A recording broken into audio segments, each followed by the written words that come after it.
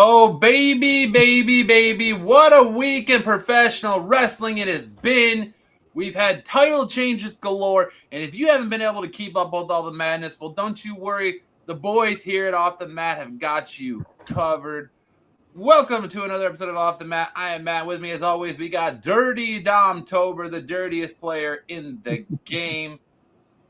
Dom, how are you doing this week? First things first.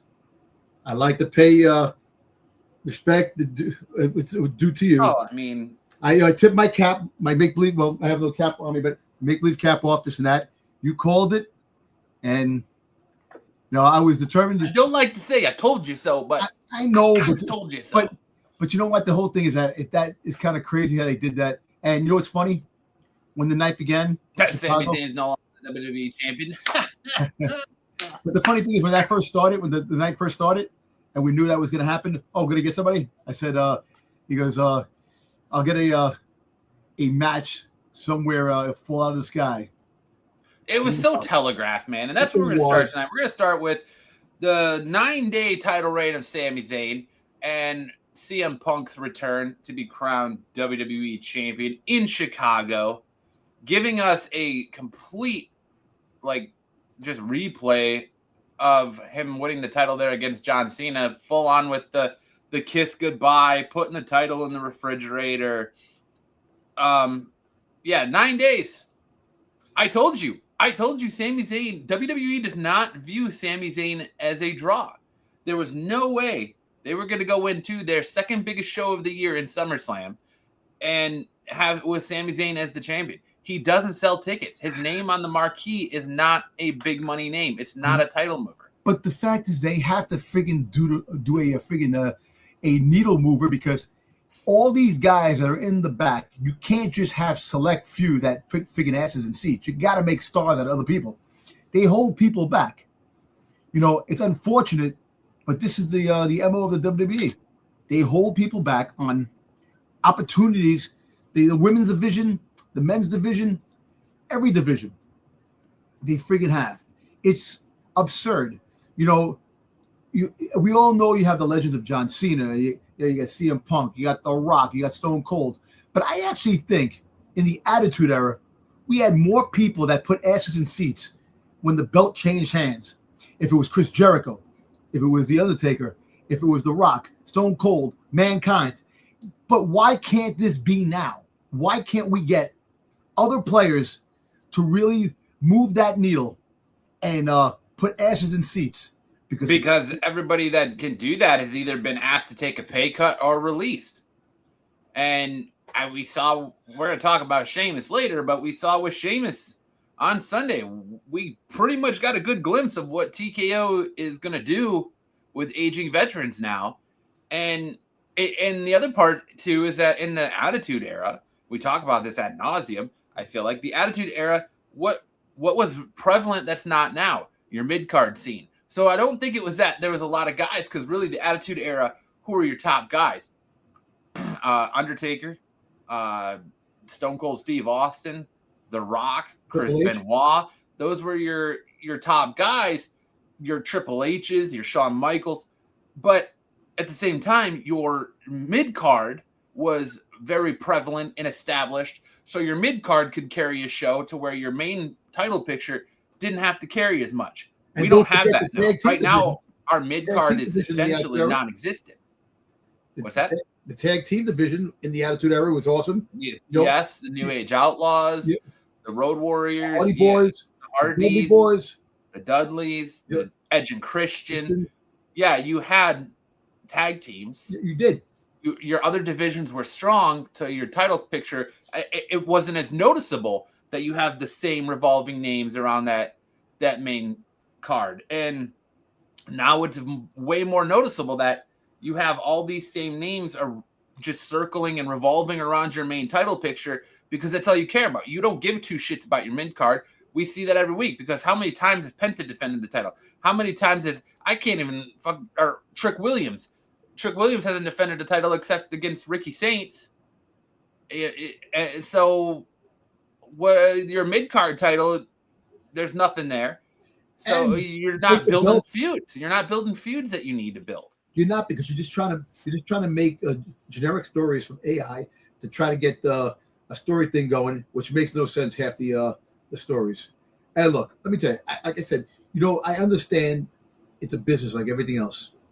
You want to make money. You're looking for the top dollar. You're looking for the cheapest way, the cheapest cost to make top dollar, so you could bank and make money. It's unfortunate that aging wrestlers are now on their way out. So you can rest assured that AEW will definitely be the destination spot to a lot of these aging stars from WWE when they do leave and their contracts run out. But they can't be either, because AEW can't continue to have this reputation of being an AEW or a WWE like send off or retirement home, because that's what it is. Like, you can't have all these WWE guys going into AEW and taking time away from what makes AEW and the talent they already have there. Like, you got Sheamus, and really, yeah, there's some interesting matches there with Sheamus, but what, you want to see Sheamus versus Edge again? I think Sheamus was Edge's last match. And he'll wind up forming a tag team with yeah, he's gonna go start the bar again with Claudio Castagnoli. Yeah. And look, this is my thing. I understand that you want younger stars, but what paves the way for the younger stars to mature is these veterans that actually make these younger stars propel to stardom if they become superstars. We don't even know if they are going to become superstars. Every time, look, Seth Rollins was right when he talked to friggin' Roman Reigns 2 weeks ago and says, we were the generation that came in, that paved the way after the last generation, and we made our mark. Now we have a newer generation coming in, and how much longer do we have? And it's true. How much longer do they have as aging stars? Everybody's basically in their 40s. Cody just turned 41. How much longer do they have, or how much longer is it until TKO pushes them out? Exactly, until TK pushes them out. If they look now, like AJ Styles, he could have kept going. I think there was more to that story, him retiring, than anything else, because they're probably going to push him out. No, I fully believe AJ retiring is what AJ said, is that I think he wanted to retire to go coach his kid, and that he wanted to get out before he embarrassed himself, and before he couldn't go, and he felt like he embarrassed himself. And he had that, it escapes me which one pay-per-view he had that botch where he tried to go for that phenomenal forearm and he botched it. Yeah. And I feel like that had a big play in it, because I kind of start to feel like maybe he had this thought in his mind that, oh no, I messed that up. Maybe I'm losing a step. I don't know how much longer I can do this. So he was quick to want to retire and pull the trigger on retirement at that point. And he was just like, all right, well, it's time for me to get out of here, when he still had a long time left.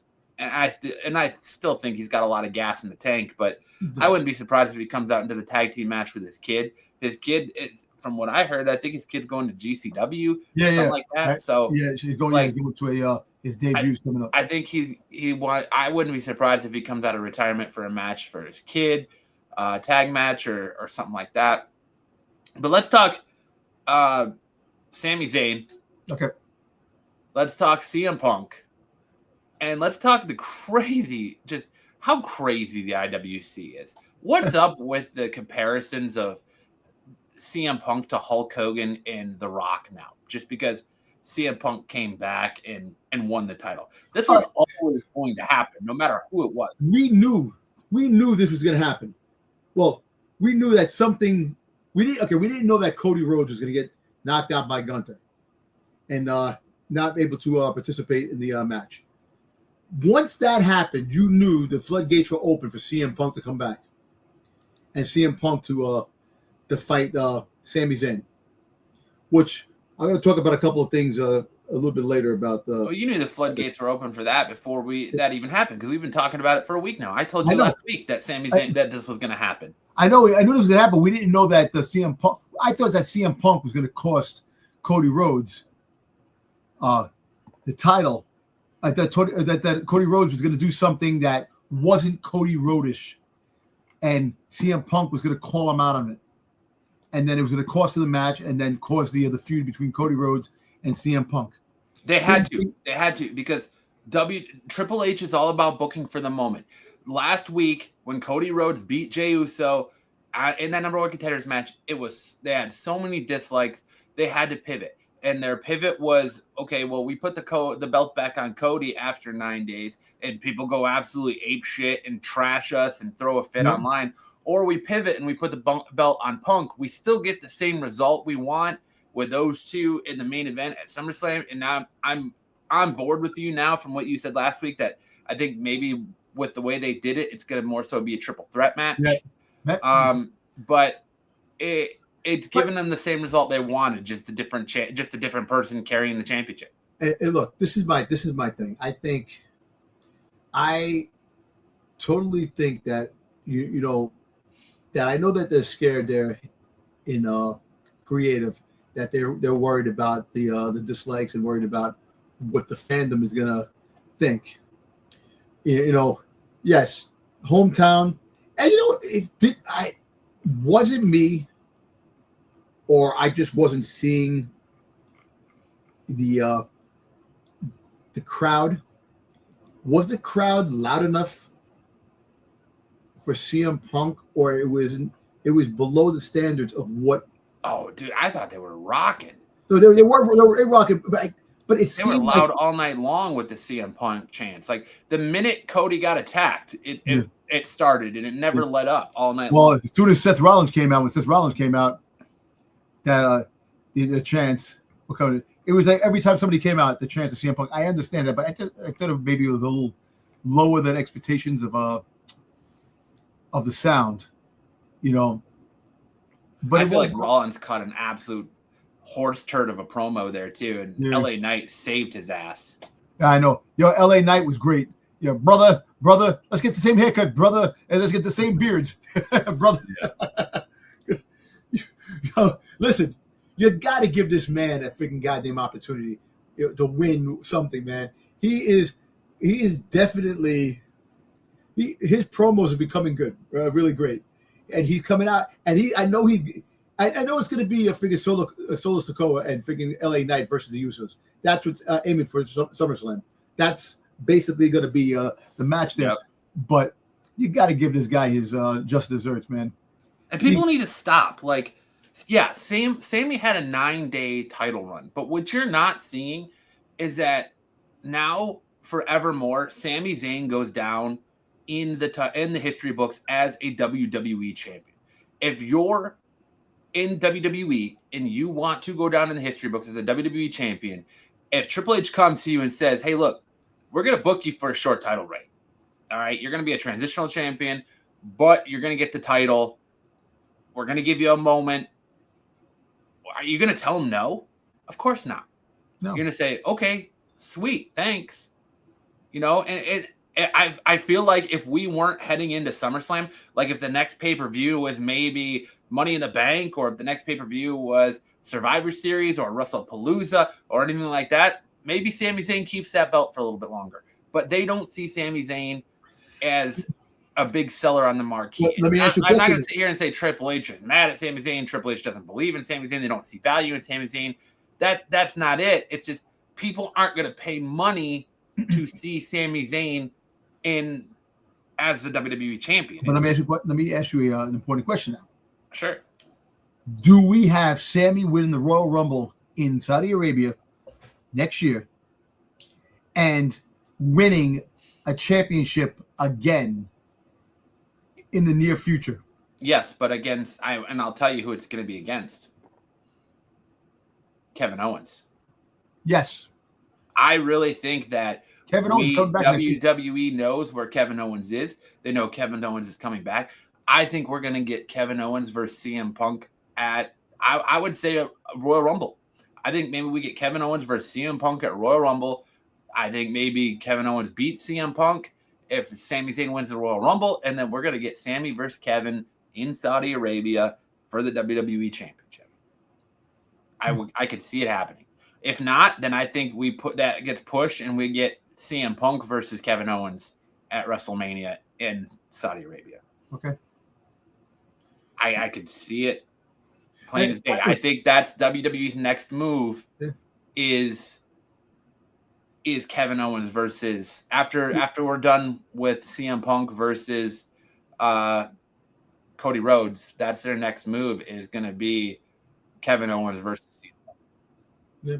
And it's going to be the summer of Punk. They released Punk's schedule. He's like every house show from now until SummerSlam. He is on. You know what? Funny. We also have Saturday Night Main Event the day before I leave for San Diego. I leave for San Diego on the 19th. The 18th is the in Madison Square Garden, which will probably have a match: Cody versus Gunther. It's probably a match. You know why? Because Cody's going to go after Gunther for making him lose his thing, and Cody will beat Gunther. You know why? Nick Aldis, and that's how we'll get the Nick Aldis and Gunther SummerSlam feud match. Well, that's why I say Cody. That's why I say we're going to get a triple threat match. Yeah, WWE Champion, because Sammy has a bunch of he has a bunch of good valid points that he can use because one, Nick Aldis is supposed to be suspended, so therefore he should not be making matches. Yeah. So Adam Pearce decides now I'm going to book the WWE Championship on Raw in Chicago instead of SmackDown. And then Nick Aldis comes out of nowhere and decides, well, I'm going to make this match and call CM Punk and have Punk. And he can't do that. He's got no powers. But you know Adam Pearce doing both. You know what's funny? It's Nick Aldis who is the GM of SmackDown making the call to CM Punk. So that solidifies CM Punk being on SmackDown. And that's exactly what Raw was. It was 100% a reason to put the title on CM Punk to get him on SmackDown. Yep. And he's but that one move just made SmackDown much must see. Exactly. For 2 hours, everyone's going to tune into SmackDown for CM Punk. WWE is essentially doing what AEW tried to do with CM Punk when they tried to give him Collision on Fridays. They're moving him to SmackDown, and SmackDown's going to be his show. That plain and simple. It's going to be the CM Punk, Sami Zayn Power Hour with Cody Rhodes sprinkled in there. And I mean, you're getting good. There's good feuds for Punk on SmackDown too. No, there is. There definitely is. You see him. You got definitely CM Punk. You have Pepsi Phil. You have freaking Danhausen coming out, calling Pepsi Phil. Yeah, doing a lot of things. But you also, like I said, you definitely have the some good matches definitely in store for CM Punk. How do you like the tease of Enzo Amore and Big Cass coming back that we got from Danhausen? On SmackDown when he's on the phone and he says he's got friends in New York and they're real. Yes. If that doesn't scream a hint to Enzo and Big Cass, I don't know what does. Look, you know what's funny? I was actually watching some watching and reading something from the IWC. I was watching something about the tag teams. They're looking to sign these tag team these from Australia. Yeah, from Australia. And they want to build a tag team. If you want to build a tag team, why aren't the Creed brothers on? Why you have tag teams that you choose not to use them, which makes no sense.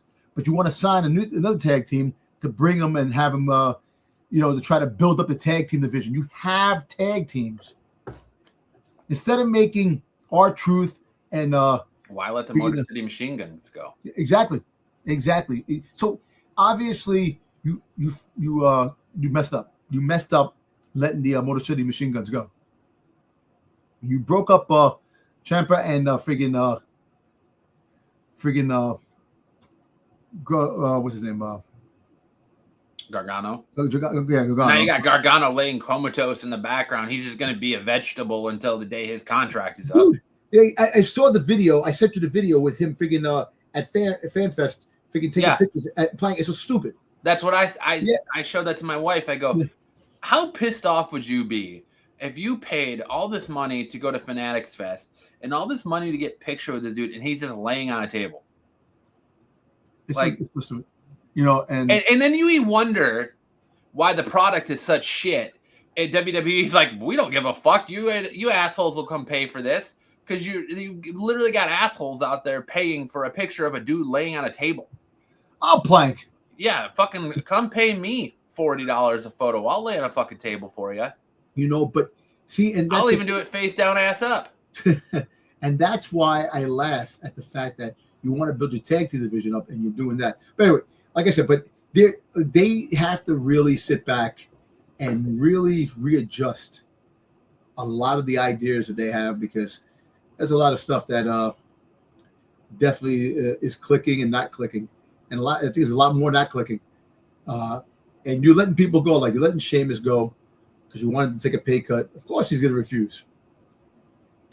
You know, he's got injuries, man. He needs that money, and that money, you want to definitely have that money locked in. So you have a contract.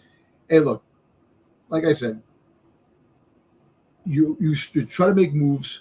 CM Punk is now the champion, going to SmackDown. So you build around him. You try to make the product better than what it is. And to be honest with you, I'll be honest. I thought Raw was pretty good. Was it great? No. Last week's SmackDown, SmackDown is horseshit, if you really think about it. 100% horseshit. You definitely have to build up better feuds, better ideas and storytelling. So, hey, the first step, you're bringing CM Punk. Now you're going to have the story with Sami Zayn, CM Punk, Cody Rhodes. You have Gunther in there, Nickel. So wait till McIntyre comes back. McIntyre will be smacked dead into that feud and that whole thing too. Wait till Randy comes back. Now you're really talking. I don't give a shit about Randy anymore, man. That dude can't stay healthy. Like, I love Randy, but he just, dude, you're gone. You come back, you wrestle a couple matches, you get injured, you haven't been seen since WrestleMania. Nobody knows what's going on with you. It's just time, man. And that's kind of what my first thought about Sheamus is when it announced that he walked away. Is I put out a video and I was like, well, is it the contract dispute? Is it, no creative direction? Or is it really, I know he said he wants to go till the wheels fall off, or is it just that he's beaten up and, he just got married not that long ago and maybe he's looking at starting a family and he's trying to pay attention to the wear and tear he's putting on his body, and he's like, you know what, I just don't, for a 50% pay cut, I don't want to do it anymore. I don't want to, it's not worth it to me. So he's walking away and going to go check his options other places. And I hope he does. But yeah, I don't hate the Sami move. Like, I hate how predictable it was. I hate, like I sat here and told you last week, they're not letting Sami get to SummerSlam with that title. They're going to take that title off Sami. And at that time, I thought they were going to give it to Cody. And then you telegraph it. You couldn't even hide it, dude. Like, it was the worst kept secret ever. You knew the minute Cody got attacked, who was going to take over for him and who's going to come out. And the minute Nick Aldis was like, oh, can't get anybody on the phone, huh? Well, I made a phone call and I got somebody and he's in the building. And then they do this shot. I know. Him outside the garage. Yeah, coming out the garage with being backlit like he's Obafemi, with the garage door coming up, and he literally looked like my toddler walking out of her room to tell me she just threw up. That's what it looked like as he comes sauntering from the parking lot through the arena, through Gorilla, and fucking jacked, dude. He was jacked. Like, you had all those people questioning those photos of him online. Dude is probably the biggest I've seen him ever. Right? And he looks like he's healthy. He let his hair grow out too. His hair is like freaking coming down. It's like the old CM Punk, if you really think about it, but bigger. Yeah, he looks like no days off. Yeah, he might have not been showing up to Raw or SmackDown, but he looks like he was in the gym and he was eating good and he was putting on good size. Yeah. Because he looks absolutely jacked. You get the right trainers, you eat good, get the right menu to eat, you can work wonders with the body. The only critique I have is that maybe he needs to work a little bit on his haluva kick, because his haluva kick was a little sloppy that he hit Sami Zayn with. And I like watching all the after Raw went off the air stuff where he's talking to a bunch of little kids taunting him, and then he goes up and hugs them, and then some guy's like, I met you 10 years ago and you were an asshole. And Punk was like, oh, all right, yeah, probably because you're an asshole, and then walked away from him. It's just Punk being Punk, man. I'm happy for CM Punk that he won. He got it now. and he'll hold the belt for God knows how long. You know, maybe into Survivor Series. You know, when I honestly think he's going to either going to Rumble next year or maybe all the way to Mania. He's going to have a lengthy title run because SmackDown has nothing, and nobody wants to see Cody Rhodes back in that title picture. And we're going to talk about Cody Rhodes. We're going to talk about Cody Rhodes in our top rope takes. So we'll get into that.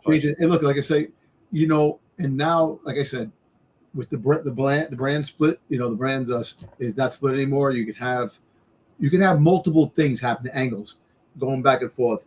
You know, you get the bloodline on one side, which is actually trickling down into SmackDown because you got Solo Sikoa with the whole situation there, and then you got the Vision going on, which we'll talk about. Break that group up. Group up. If the most interesting thing you have going is a heel Maxine Dupree, break that group up. Listen, and people aren't even talking about Maxine coming out and doing what she did. They're talking about her having a kayfabe fucking kiss. Yeah, and they're talking about her husband all upset. Yeah, like he just got married. They're actors, man. Have you never seen an actor act in a movie and kiss someone else? Come on, dude. No, but you know what? Brad Pitt left Jennifer Aniston for freaking goddamn Angelina Jolie. Well, because, yeah. Well, I mean, that's an upgrade. I know, but I'm just saying. But that's what happens. Sometimes it happens. Honest, like I like Jennifer Aniston, but she kind of just has one of those faces where she looks like she might be a Karen in real life. But Angelina, she looks like she's more reserved, and I bet you Angelina was probably a freak. She was with Billy Bob Thornton, dude. She was with Billy Bob Thornton, so she was a freak. Anyway, freak. So, but my thing is that I know people were complaining about that. I see more friggin' memes with her husband than anything else. But you know what? Maxine Dupree, heel. I might like that. A little bit.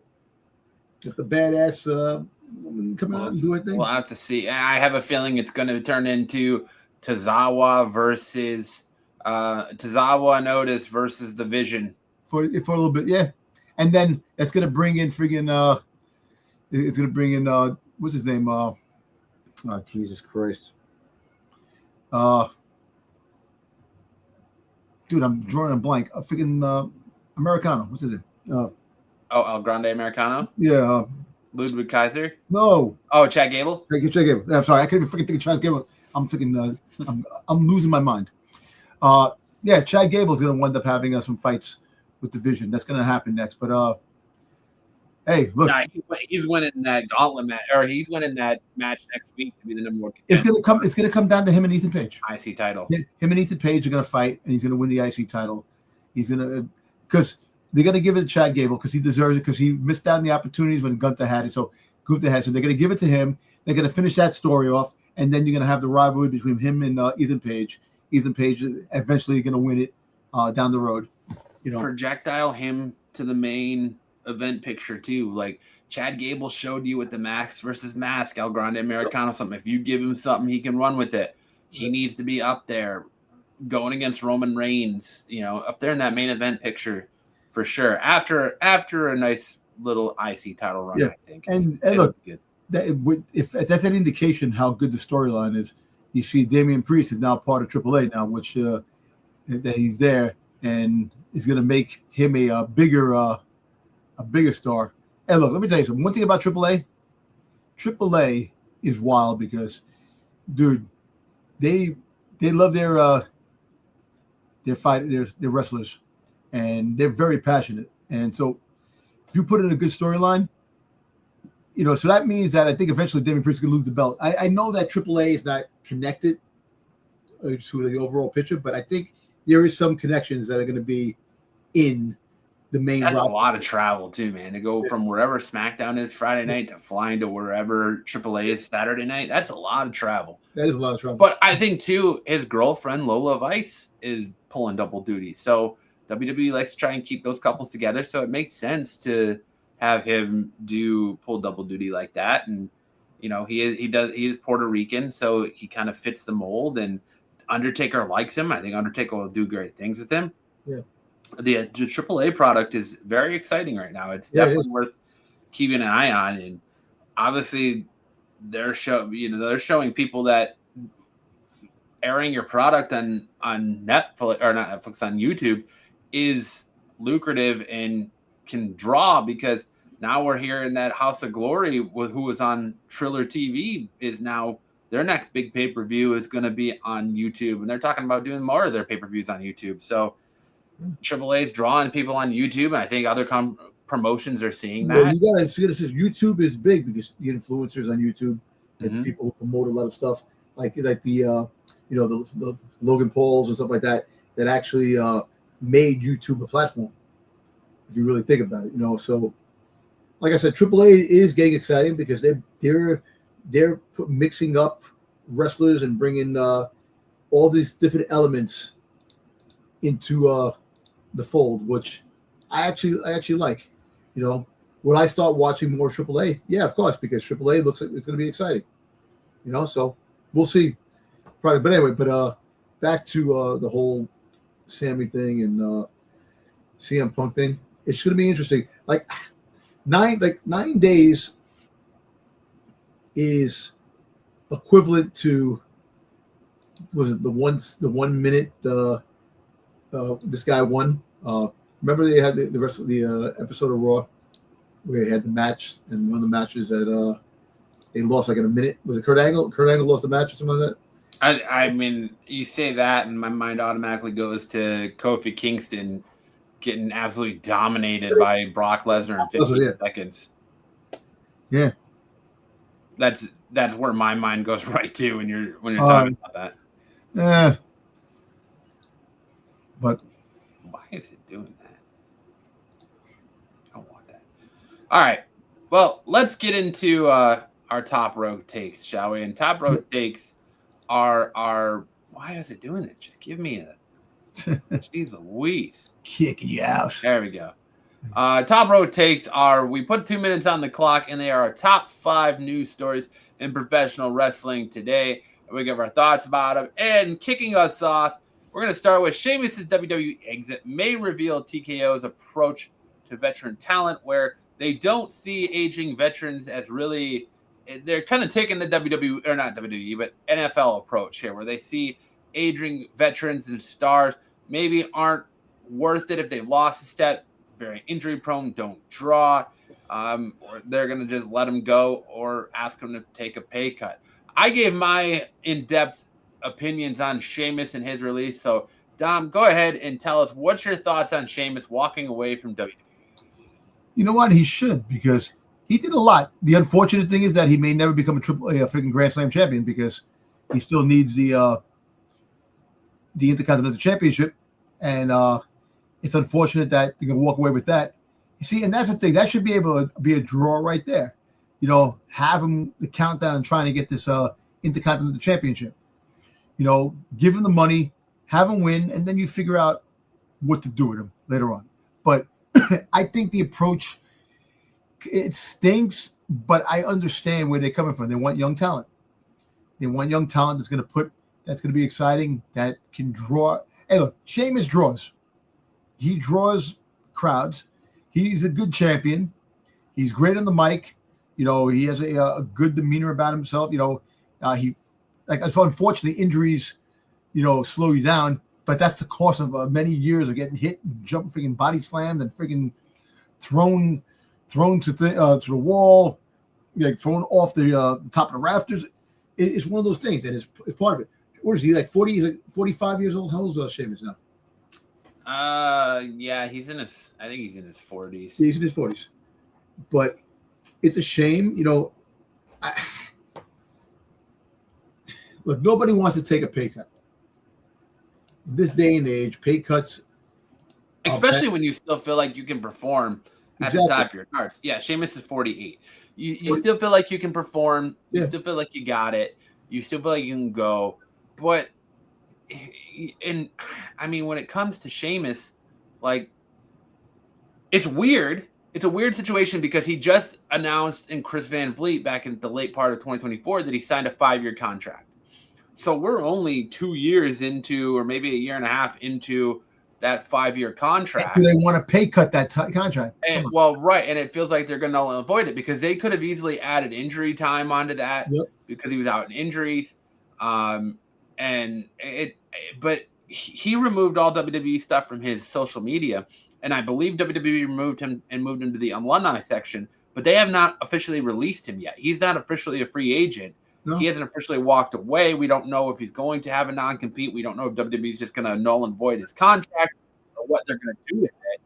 So, but yeah, 20 years of service, and his last match was, I mean, not that it was bad, but it was a match with you went in and out, Matt. Rio.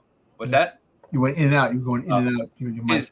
His last match was subsequently the same night as Cena's, where they had that triple threat match with him, Rey Mysterio, and John Cena. He's been seen since November of last year. So you're sounding like Sticks now, going in and out. I don't know what to do about that. What's up, Eric? What's up? Also, another thing too. So here's your superstar that was asked for the pay cut when we were talking about the pay cuts and everybody was jumping. So basically, this was the superstar, if you really think about it. Yeah, it was. Yeah, because I thought it was for sure it was LA Knight. I think a lot of people, other people speculated it was LA Knight, but it was Sheamus. Yeah. So, Eric, what do you think about Sheamus walking away? I mean, I hate it, but I understand it. He puts in great work, but just to take a pay cut, but there's also the fact that of his injury proneness as well, because he's been injured a lot recently. Well, and like I said, it's like the NFL. What the NFL does. It's a business. They treat, they don't want to pay older players as much. Maybe you lost a step. They don't feel like you're worth it, that big payday anymore. And apparently with Sheamus's injuries and his age being up there, being 48, they just don't feel like he's got a lot of gas in the tank. He's on the backside of his career more than he is on the early side of his career. So why are you going to pay him millions of dollars to potentially get injured and sit on the shelf, and you're going to pay that and it also that contract while he's not performing for you? Like I said, it sucks too. He'll never be a Grand Slam champion. Never say never until he returns, or if he returns. Yeah, I think he's going to go to AEW. I think some cryptic messages have been coming. It's like the whole thing with Bailey too, that Mercedes Moné has been shooting out some cryptic things about with Bailey and stuff like that. So there's going to be another release of multiple wrestlers coming up soon. Probably after SummerSlam. Yep, probably. I don't know. You think they're going to do more WWE releases when they're talking about bringing all these guys in? You're talking about bringing in Baron Corbin. You're talking about bringing back Enzo and Cass. You're talking about bringing in Zilla Fatu. You're talking about bringing in the two dudes from Australia. You're talking about bringing in more people for NXT. Right now, I think there should be demotions to NXT instead of cuts. But I'm going to tell you this. Think about it. The people from NXT, you get the max contract that are coming up. Like it's like the rookie contract. And you can have that for a while before you can negotiate the bigger contract. Everybody else, like Baron Corbin coming back, he's not getting the money that he probably had. They're giving him a contract, a mid-contract. Freaking Enzo and Cass are getting a mid-contract. They're not getting full contracts. It's in their contracts because they're not going to give these guys full. You're releasing good superstars to bring back these secondary guys that are, yes, Enzo was great on the mic. He had the crowd. The crowd was always cheering when he came out, and he is funny. But the whole fact is that, does he sell T-shirts? Does he put asses in seats? Oh, I mean, they sell merch. They did. I don't know if their shtick will sell now. I think it'll be good for a month or two, and then people will get sick of it. And then nostalgia. You're gonna ride that nostalgia wave, I'm just gonna bring back the soft T-shirts. That's pretty much it. Soft. How you doing?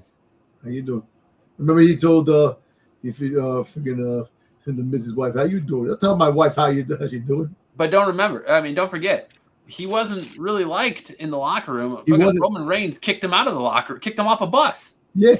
So we'll see.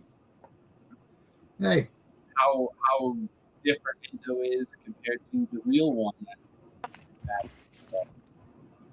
You got to do something with Big Bill too, or Cass. You can't just have Cass come in and be a gimmick with him. So, you got to have something.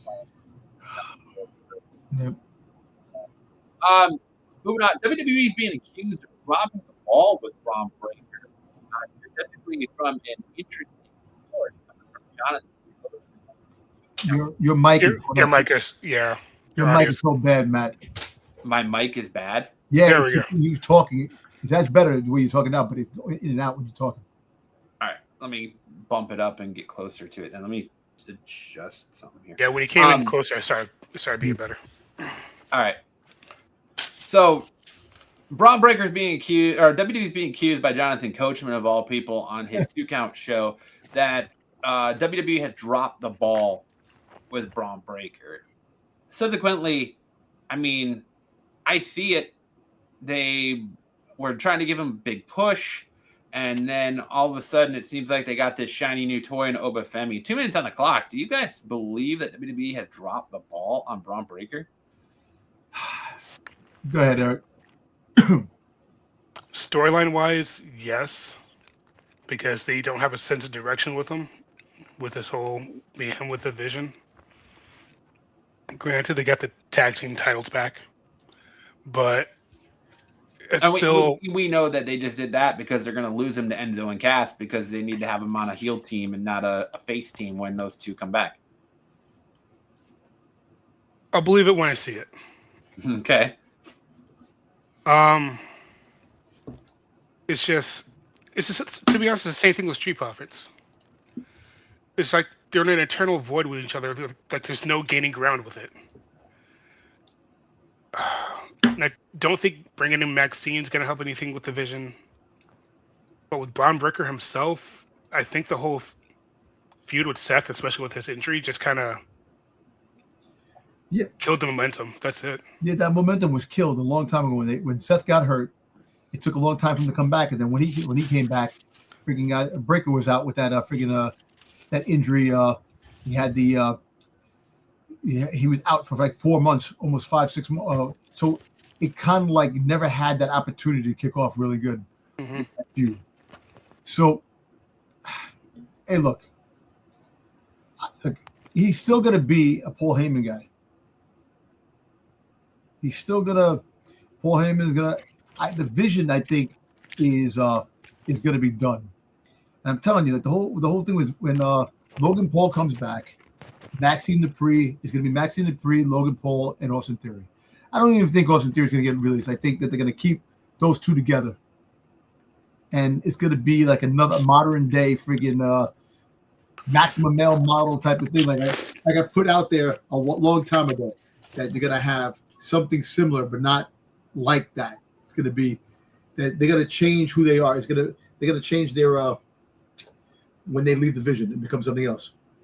But how much of WWE abandoning their push of Braun Breaker do you blame on Braun himself? Like, I really think that a lot of their abandoning ship is they have Obafemi who's out here performing, and they wanted to push Braun Breaker, but every time they push Braun Breaker, A, he lands on his head.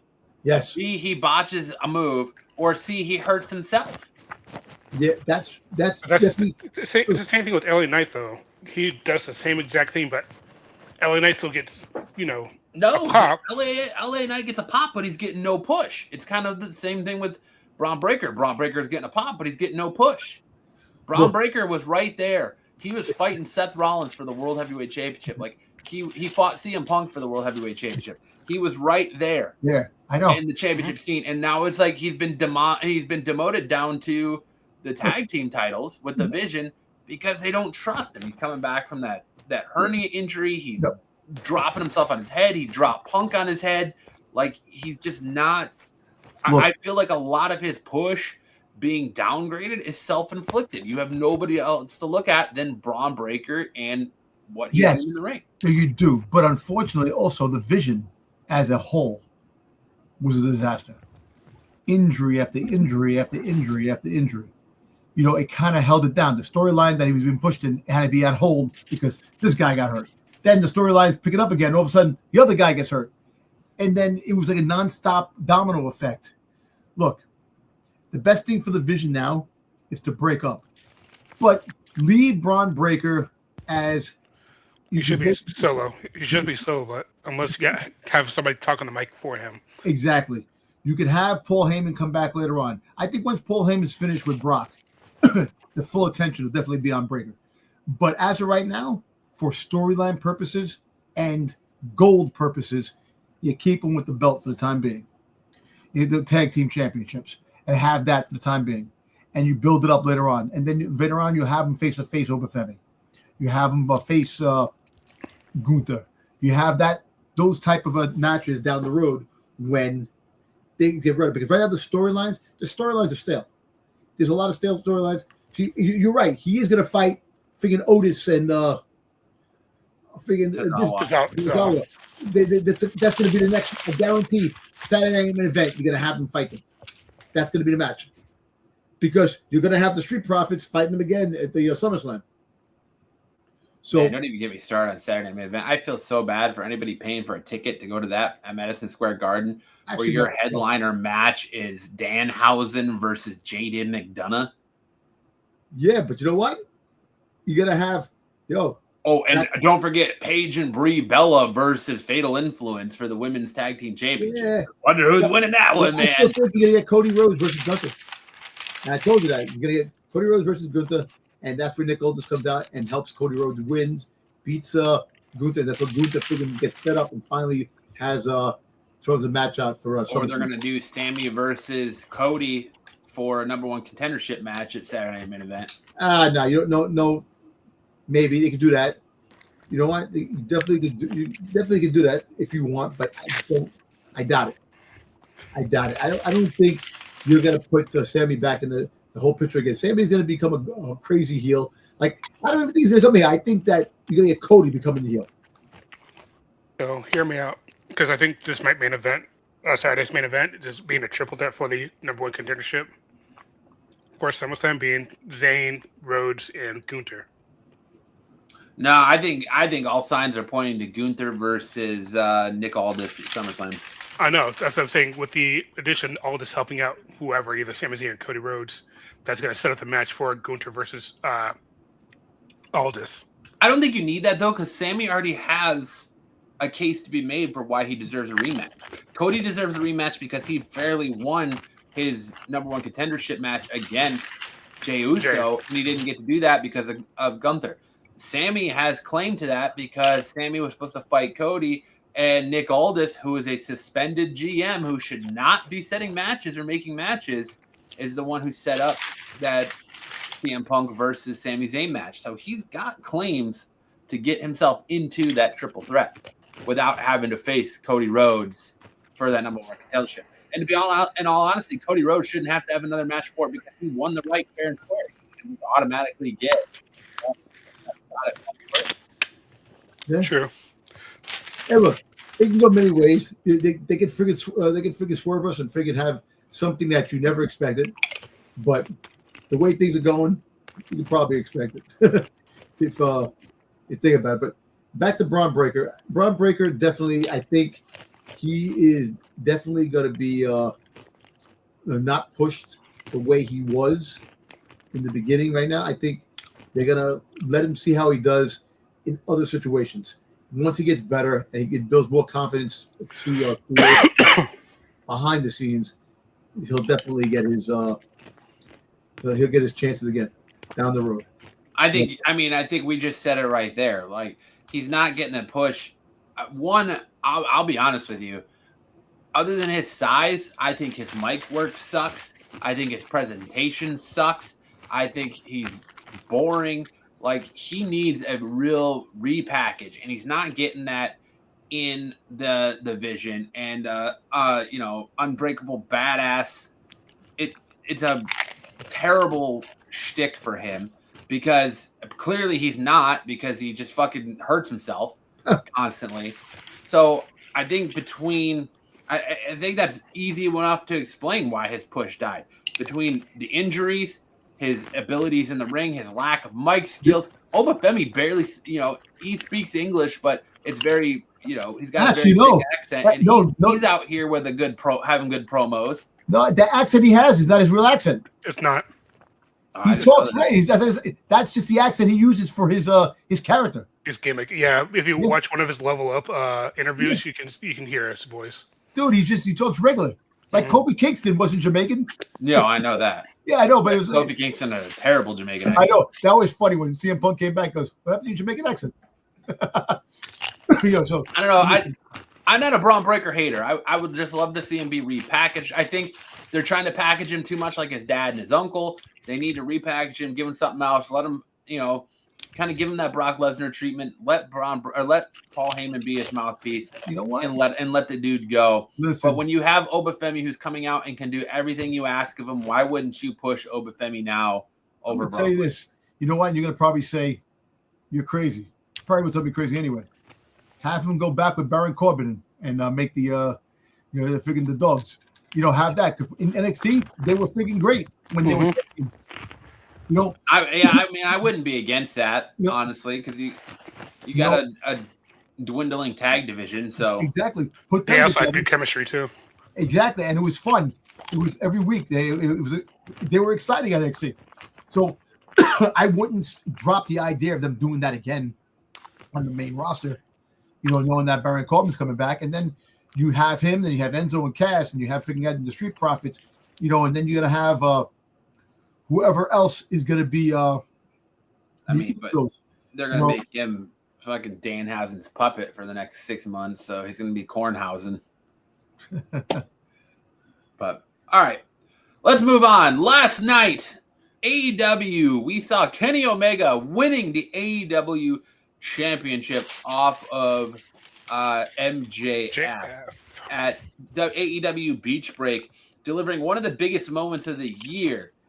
The question here, though, is it is kind of questionable timing heading into arguably AEW's biggest show of the year in All In and Wembley. Was now the right time to take the belt off of MJF and give it to Kenny Omega? Or do you think that they should have waited until All Out? Because they took this belt off of him just to try and get us Kenny Omega versus Will Ospreay in Wembley.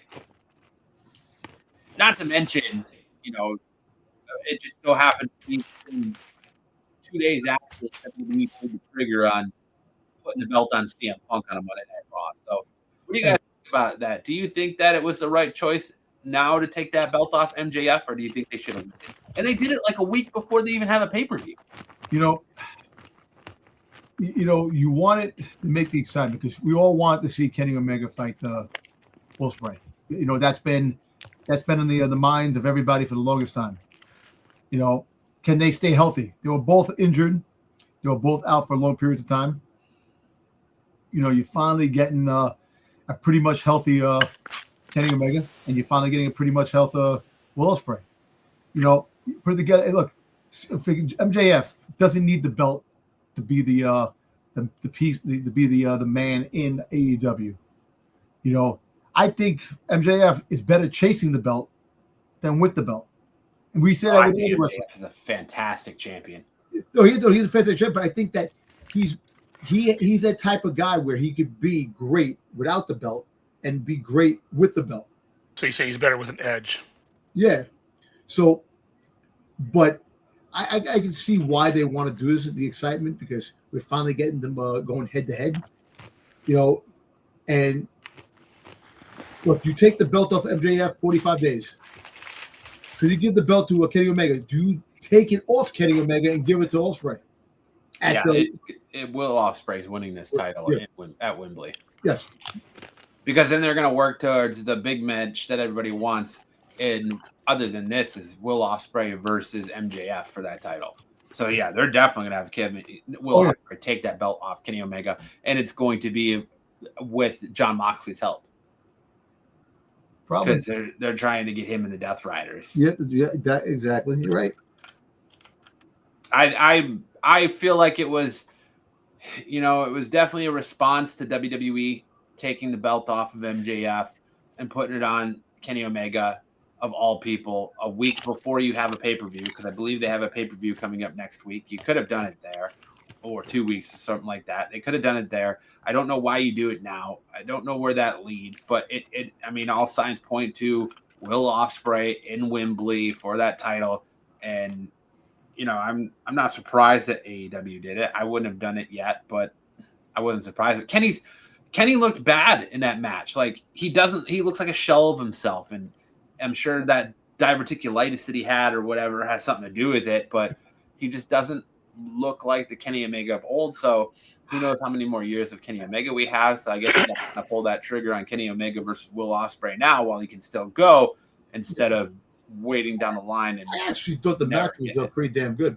I think it was one of the best matches of the year. I also want to do a quick correction.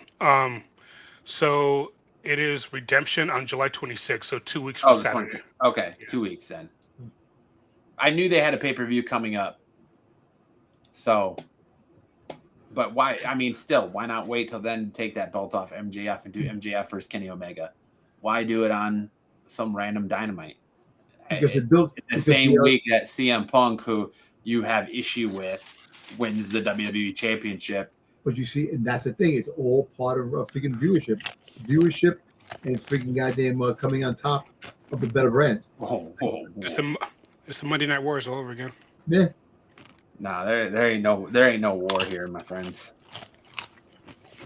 Because AEW's program would have to not be atrocious as well for there to be a war. You can't just swap champions and have it be an interesting war. Like there's nothing there between. You still don't think that AEW is a better brand than WWE right now? WWE, all these shit matches and the shows suck. SmackDown stinks.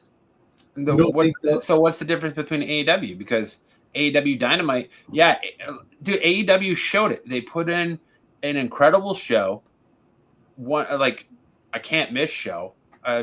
You know, all intents and purposes, a 5-star show, a pay-per-view, and then they turn around and drop a fucking hot dog shit on your lawn on Dynamite. I know. And they've done that a couple times where they've put on a really good pay-per-view, a really good product, you're paying for it, and their weekly TV is dog shit.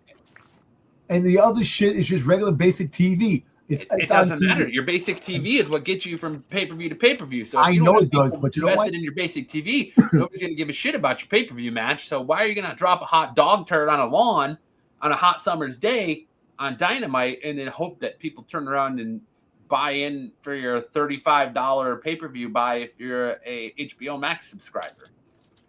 But you know what? Listen, that's inquiring minds want to know. I want to know. You know, it's just the way the things are. But look, you don't think that the storylines are better in AEW right now than WWE? What storylines? You don't think they have storylines? Not really. I mean, outside of the Death Riders and Will Ospreay, and now kind of throwing Kenny Omega in that to build to that, I feel like AEW is professional wrestling. They're all about the matches. They don't really necessarily focus on the storylines as much as WWE does. You get random matches. Like, why? We have a battle royale on Dynamite last night for the number one contenderships for the AEW Women's Championship. You got Mercedes Moné sitting out there with her little belt after winning the Owen. Yeah. And you got Tekla out there. Like, it's like whatever, man. You got people like Willow Nightingale. Okay. I don't know. I liked last night's Dynamite for what it was. That gauntlet match with the women was fucking atrocious. But Kenny Omega versus MJF was a great match, but I feel like that's the credit to both these guys. Like, they're going to go out. MJF could go out there and have a 5-star match with a wet paper bag. And Heyday Kenny Omega, New Japan, could do the same thing. Maybe, I don't know about Kenny Omega AEW because he feels like he's kind of lost his step with that, like I said, with that I can't even pronounce it now, diverticulitis, and he's lost like half of his intestines, but it just doesn't, I don't know, it doesn't fit the same. Even when he was with Don Callis, even when he tried to use the cleaner gimmick, it didn't get the same as AEW as it did. Awesome.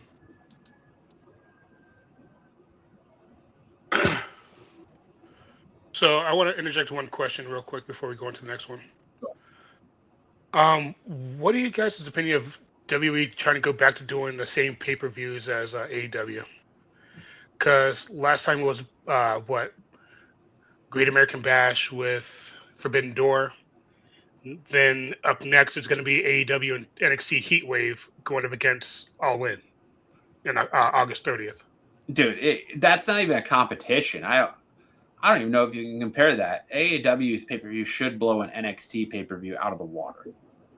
Well, the thing is, it's going to be on regular TV, so they don't have to really have to pay for it. And still, I mean, NXT sucks. I'll just throw it out. NXT sucks right now. Their roster sucks. I have no investment in NXT right now. Zero. I don't care about Naraku. I don't care about a Mandisi Mason Rook walking around until they get that man out of a singlet and put him in some actual like wrestling tights or something. I don't care. So, Dom, I don't know, man. My thing is, it's just a lot of the players and characters that come in the fold, like Rook, like he's talking about Rook. Like, I don't think he's going to become like a huge superstar. They're trying to push him. They're trying to make him. They haven't really pushed him at all because he's been taking L's. I know he's been taking a lot of L's, man. And when you take a lot of L's in NXT, it's like, I love Jada Parker. Jada Parker's another one. Yeah. Is she ever going to come to the main roster and be something unless she does? If this thing with Natty and stuff like that helps build her character better, she might need a reset, a change, another reset of who she is, and a boot. And do you want her to come to the main roster now? Because I kind of worried that if she comes to the main roster now, she's going to get labeled with, oh, well, the only reason she's here is because she's dating Jey Uso. Yep. And because of the divorce now and all the stuff like that, that they actually, you see what happened. Because she had to shut off her accounts, and freaking Jay came out and saying that, don't leave her alone. Yeah. But right as he's sitting there going, she's taking half my stuff, Oos. But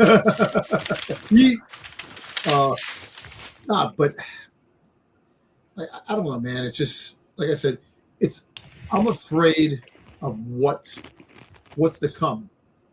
Like later on, like you get the wrestlers that are hot and they bring them up to the main roster. They get lost in the shuffle. It's happened a lot. Yeah, it's happening a lot too. And that's the thing. It's it's like you're great in the minors, but when you come up to the majors, kind of like they don't know what to do with you. Like my whole thing is that this is my problem when it comes to overall the wrestling overall. If you're on the main roster, you're in the back. Like I keep bringing up the Attitude Era, and I know Matt gets sick of the Attitude Era when I keep mentioning it, but they utilized every person that was on the roster and gave them something to do on a 2-hour show. Most of the Mishap characters were all combined in the Ministry of Darkness, the corporate ministry, and you had that huge friggin' thing, and they were in there, but they found ways of using people. Like day in and day out, this whole thing with not being on television for weeks and months, and it gets old fast. It's like, come on, man. But that's the thing.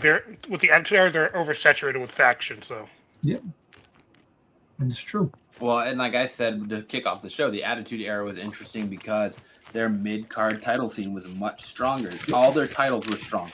They had a strong tag team division. They had a strong mid-card. They had a strong main event scene. It was all fire against all cylinders. You don't have that now.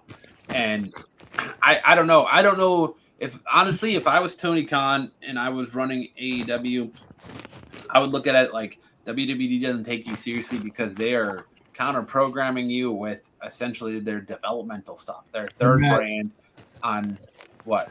My wife just said, big fish, small pond. Hey. Yeah. They're trying to counter program your third brand, and it's like WWE doesn't even care. I don't know. I don't see, and that's why. Look, you know what the funny thing is? The funny thing is that I mean, I'm not gonna pay $30, $35 for an AEW pay-per-view. I'll watch, NXT for free all day if I want to watch professional wrestling that day. If I have to choose between the two, I'm either gonna try and find someone streaming an AEW pay-per-view, or I'm gonna watch NXT. And most of the time, I choose neither. But you know what? Like I'm not gonna look. The day of the $10 a month friggin' WWE network is out the window. We're not going to see anything like that ever again. It's just, my thing is that something's got to give. Like, look, I understand. Every company's got to make money, but does every company have to have freaking different, all these different, all these channels? It's like, how many channels do you need if you want to watch? This should be the one professional wrestling channel you can get everything on. Instead of Netflix, CW, USA Network, TNT, TBS, Peacock. Now you got HBO Max and their own AEW network, and AMC. What about you, Eric? What do you think about it? I think it's not going to move any numbers since people are dedicated on what they want to watch, to be honest. There are more AEW fans than NXT fans, just straight out. I'm not going to argue that.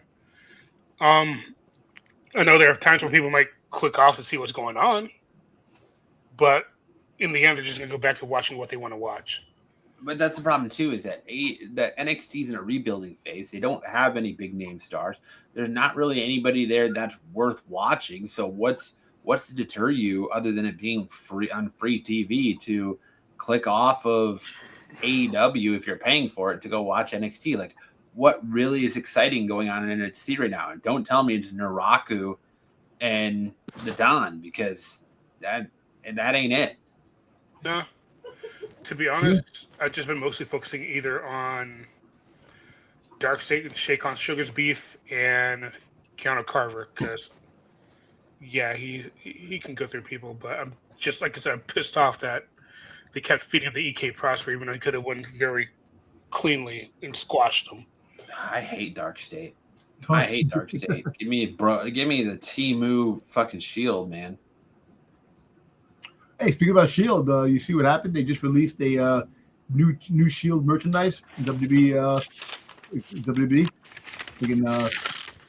With Shield, they're coming out with shirts, new Shield shirts.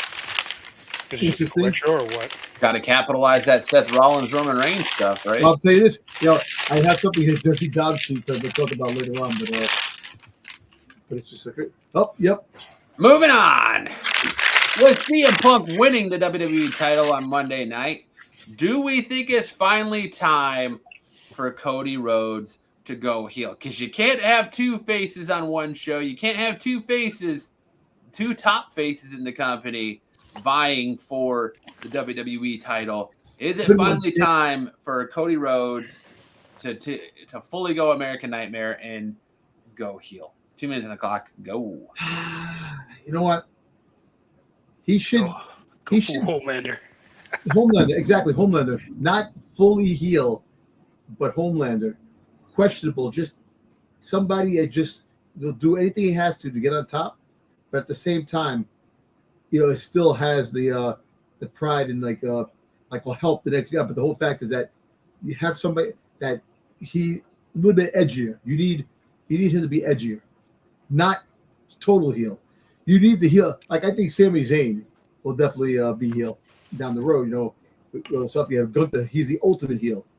But I think Cody Rhodes more of a anti-hero type of thing, where he's like Stone Cold.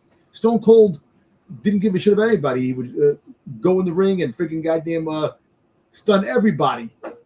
Good guys, bad guys, didn't care what it was. That's what he has to be. Something like that. I think it's you go full heel with Cody. You got to do something to make Cody interesting. Keep him away from the title picture right now. Have him go full heel, and just take everybody out, keep everybody down. He's already faced with heel tendencies. Steer into what the fuck is the word I'm looking for? Steer into the skid, man. Go full heel. Sammy does hate H2O bottles, yes. What do you think, Eric? Yeah, because babyface Cody Rhodes is boring as hell. After his experience of like the last 3-4 years.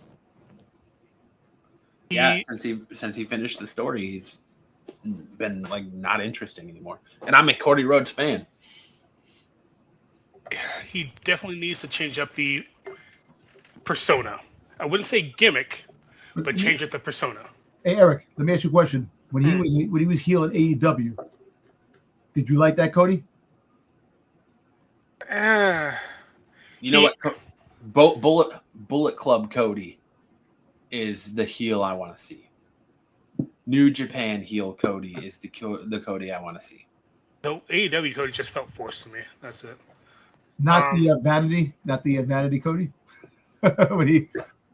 You mean Dashing Cody Rhodes? I don't want to see Dashing Cody Rhodes. Dashing Cody Rhodes. Yeah.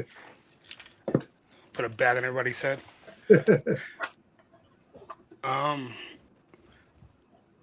Just like I said, he just needs more of an edge. Just plain babyface, it's gotten stale. I just need something to change. But he's WWE's golden boy, QB number 1. Yeah, but now you got him and Punk on the same show. You're not going to have your two top baby faces on the same show. I don't think Punk's a babyface. He's not. Punk's not a babyface. He's not a heel either. He's a tweener. He's a tweener. Yeah, that's what I'm trying to say. So that's good enough. You can keep Cody as a babyface. Sami Zayn, you can turn heel. You have Gunther, who's freaking one of the biggest heels. You can still have him as a babyface with just questionable attention.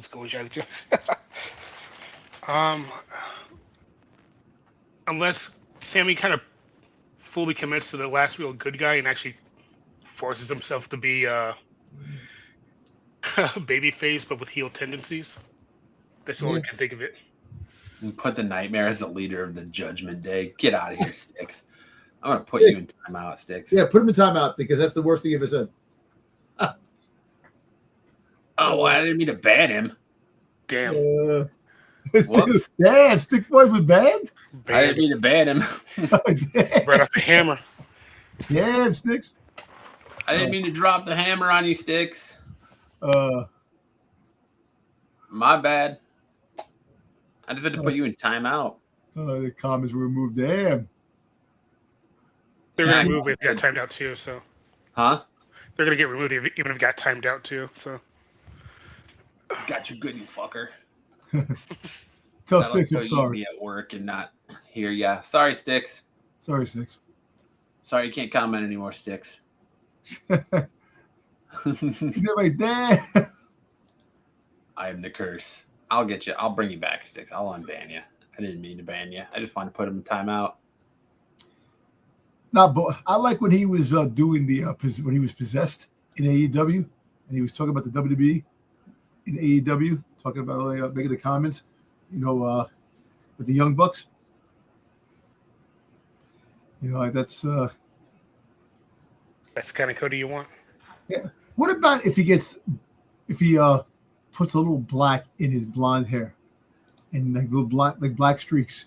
He just got a little streak. A little streak of black, yeah, right? He's got a little snail trail in that. Why does Cody Rhodes look like if you look at him, the haircut and his ears look pointy? Why does he look like a Falcon from Star Trek? A Vulcan. Look at his face. Let's stare at the picture for a minute. Oh, I think it's just a bad angle. I think it's just a bad angle. Just look at that. I'm Those damn bangs. Those damn bangs.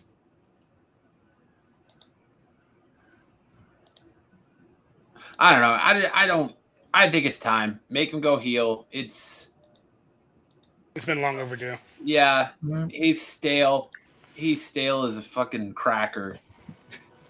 Damn. He's stale as a saltine cracker right now as a heel or as a baby face. So it's time to put him. Especially for Cody. Could use other derogatory terms. I'm not using derogatory terms. Just call him a cracker. Yeah, you could exactly. I was about to say that. Damn, man. Damn with the words, man. Damn. I said he's stale as a cracker. I didn't call him a cracker. You call him a cracker, dude. I guess I shouldn't speak about Raheem like that, huh? Exactly. Can't talk about Raheem like that. You can't. But that's just where I'm at with Cody Rhodes. I think you commit, go full heel, let him go, let him work. That's what needs to be done. All right.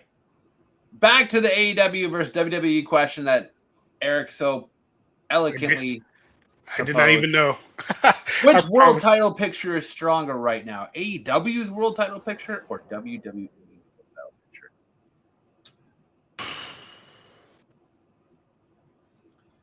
Well, WWE is more story based. AEW is just who can put on the best matches. Yep. It's so like title picture. So like all your players, like your Roman Reigns, your Seth Rollins, your CM Punk, your Cody Rhodes, your Sami Zayn. You have all those main players, and then you have, AEW with MJF, Kenny Omega, Will Ospreay, Andrade, Darby Allin. Like, who do you think has the stronger main event picture? Well, the way things going, Roman Reigns, he comes out when he wants to come out, and he doesn't show up in all the shows, this and that. And when he gets a pop every time he comes out. He's a ticket seller, man. He is a ticket seller. CM Punk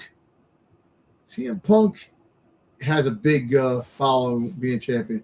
Hey, Cody Rhodes being champion, even though he still gets a pop. If they put the belt on LA Knight, he'll get a huge pop. He gets a huge pop without the belt. I don't know how much interest there is on putting anything on LA Knight right now. I don't know, man. I say he deserves it, man. Come on, man. He deserves. Do we really want to talk about deserves anymore, though? I don't know. And listen, after the 9-day reign of a champion, Sami Zayn, who's left that hasn't gotten the belt that needs to get the belt to finish their story? I don't know. I don't want to see 9-day reigns. Like, I get why they did the Sami thing, but at the same time, like, we don't need to make this a routine thing here. You don't know. The WWE has a habit of doing that. You're right, they do, but I mean, honestly, if I'm being honest, I think AEW might have a more exciting world title picture right now. Like, AEW is giving you stuff that unless you've seen in New Japan, you're not used to. Like, how many times have we seen Kenny Omega versus Will Ospreay in the States? MJF versus Darby Allin. MJF puts on banger matches. MJF versus Kenny Omega.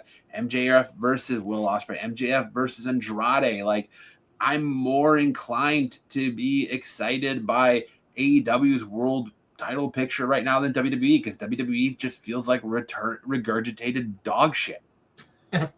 I don't need to keep seeing the same matches over and over again. I don't need to see Seth Rollins versus Roman Reigns again. I don't care if Roman's never beat him on the big stage or whatever. I don't care.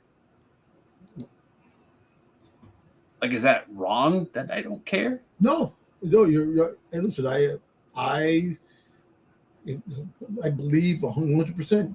You probably are right when it comes to AEW. The thing is that with AEW, you watching it. When you watch WWE, it's the stars that you really grew with and you watched and transformed to where they are today.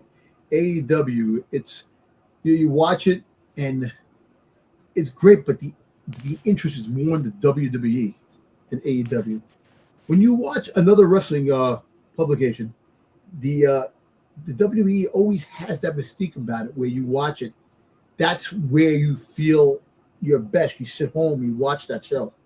AEW, I watched it from the beginning when they first when AEW first started. Yeah, it had some interesting things, but it's just they had no direction when exactly. they first started off.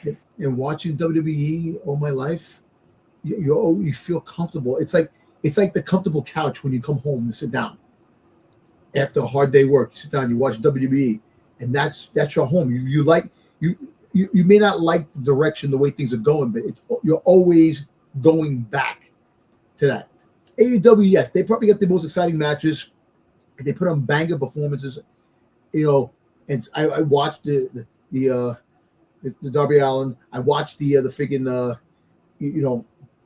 the Kenny Omega match. They are exciting, but it's hard to invest in some of these matches. AEW is just, I'm so used to the WWE. When you watch something else, it really doesn't resonate. Like TNA, I've watched TNA numerous times, and even before what's going on now, before that, I watched it. Like I said, I watched AEW from the beginning when they first started. And it still didn't grab me. But you're right, the performances are probably more banger than the WWE right now. But WWE, the star, Roman Reigns, Seth Rollins, CM Punk, Sami Zayn, for what it's worth, those names just are more anonymous. Exactly, more anonymous, and you feel more of a connection. You have more of a connection with those characters than AEW and the other publications of wrestling. In my eyes, but yes, because of the recycling of the championship belts going to the same guy, going back and forth, AEW is refreshing because it puts on matches, it puts belts on new people that you've never seen before. But I do agree with you that the excitement with AEW is growing with the championship picture. Like you said, it's. I don't get pissed because they don't give other people a chance at WWE. But when it comes to AEW, they have more championship belts. They have more opportunities for exactly championship matches. Like I said, they have great wrestlers. It's just WWE is more for storytellers, AEW more action. And they kind of divert at that, which kind of sucks because it can be great at both, but you just don't want to. Exactly. Yeah, I agree. They don't care. They just want to keep giving us the same regurgitated bullshit. Some say they have too many belts. WWE has too many belts now too. Not as much as AEW. No, AEW's get the mid-card championship, the championship mid-card, the freaking international mid-card, the TV, the freaking goddamn the TB2 championship. You got to give something for people like Hologram to do. I know. Or Bandito. Dude, if everybody in the roster, they have enough belts to fill up everybody in the roster of AEW with the belts. It's wrestling. Nah, but the whole point is that familiarity of WWE is the go-to, but the excitement might be with AEW because the belt that under 18 TNT belt. But you see now it was because of a AAA and NXT and freaking goddamn TNA. All those belts, they have a lot more belts on WWE where people are carrying. But I think the partnership between TNA and AAA in freaking WWE is over with now, I think. Because they haven't done anything with AAA people. No, they're still doing stuff with that. Not AAA. I'm talking about the TNA and WWE. Yeah, TNA thing's done. Yeah. I think that's done. And AAA. But that's my point. Is I think right now, if I'm going pure championship and excitement and potential matches I want to see surrounding the world title and the players in the world title community, I'm going AEW all the way, man. Got to.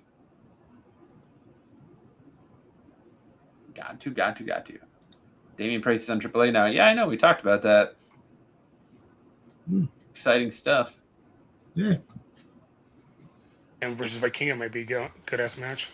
And too bad Vikingo's going to be out for a long time now. Yeah.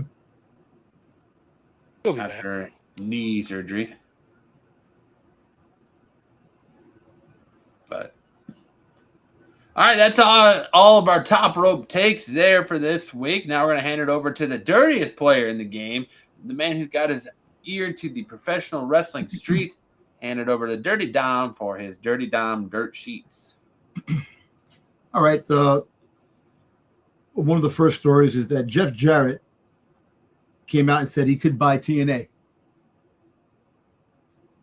So he revealed on the Ariel Hinwadi show that he could be in the market to buy TNA if the opportunity came along. What do you think on that? What do you think about that? I think it's funny the way he announced that, and a few days later he came out with Dark Side of the Ring with his episode. Yeah, I know, right? Yeah, it's just true. Yeah. I don't trust Jeff Jarrett at all, to be honest. He may have the money, but I just don't trust the way he's going to probably run it. That's it. Yeah. I don't know. What do you think, Matt? I don't give a shit about Jeff Jarrett. If he's gonna try and, but him and Dixie Carter already kind of ran TNA into the shitter once, so I fully expect them to do it again. And I like TNA right now. They're trying. They're at least trying. Yeah. But their product is kind of hurting too, losing Mike Santana and everybody that WWE's poached. But I don't necessarily want to see a Jeff Jarrett owned TNA. Just go start a wrestling school like everybody else. You don't need to own a promotion. AJ, yeah, there you go. There you go, Brandon. AJ Styles should buy TNA. AJ Styles, yeah, maybe. Yeah. He was a coach in NXT. If anybody's going to be TNA, give it to Mr. TNA, right? And I'm not talking about tits and ass. That's Dom's favorite TNA. Hey, the majority of people. All right, so we talked about this a little earlier about the AJ Styles' son. This is the CW news. Avery Styles is set to make his GCW debut on July 31st. So it says Avery Styles is heading to GCW. The 19-year-old son of AJ Styles will make his GCW debut with back-to-back shows. July 31st at Top Play in August 1st in Omana in August 1st. Rude Awakening in Minneapolis during the SummerSlam weekend in the same city. Both streams will be on Trilla TV. The booking comes weeks after Styles won his pro debut in Georgia with his father in his corner. I don't know, what do you think about that? I hope it works out for him, to be honest. I know he looked good on his debut. When they showed I saw a couple of videos on his match. On X, but yeah. Yeah. I don't know. It's just like it's always great to see a son of a professional wrestler, or a daughter, a kid of a professional wrestler, following their father's footsteps and making names for themselves. Like all the third generation wrestlers we have, Randy Orton, The Rock, Cody Rhodes. Those names are synonymous with like third generation, their fathers being and grandfathers being in the business for so long. Talks about that. Ava didn't really have many matches, only like what, 1 or 2 matches, and that was it. Yeah. But like I said, I hope he does good. I hope he does. His father mentoring him and coaching him. He should be doing pretty good. He shouldn't any hiccups. There's 3 things that worry me about AJ Styles' son, Avery Styles. 1, are people booking him because of his last name? Yeah. 2, are people booking him because he's that good? And 3, are they booking him in hopes that his dad comes with him? So are you really booking Avery Styles in hopes that AJ will come along too and do something in your promotion, that's what I would worry about. Are you booking the kid for the right reasons because you actually believe that he is a good professional wrestler, or are you booking him just because his last name is Styles and hoping that his daddy comes in and puts on a little performance for you, a little song and dance? One Good hand, old jig. The old jig, yeah. The old boot scoot. That's the stuff I worry about when it comes to Avery Styles. Yeah.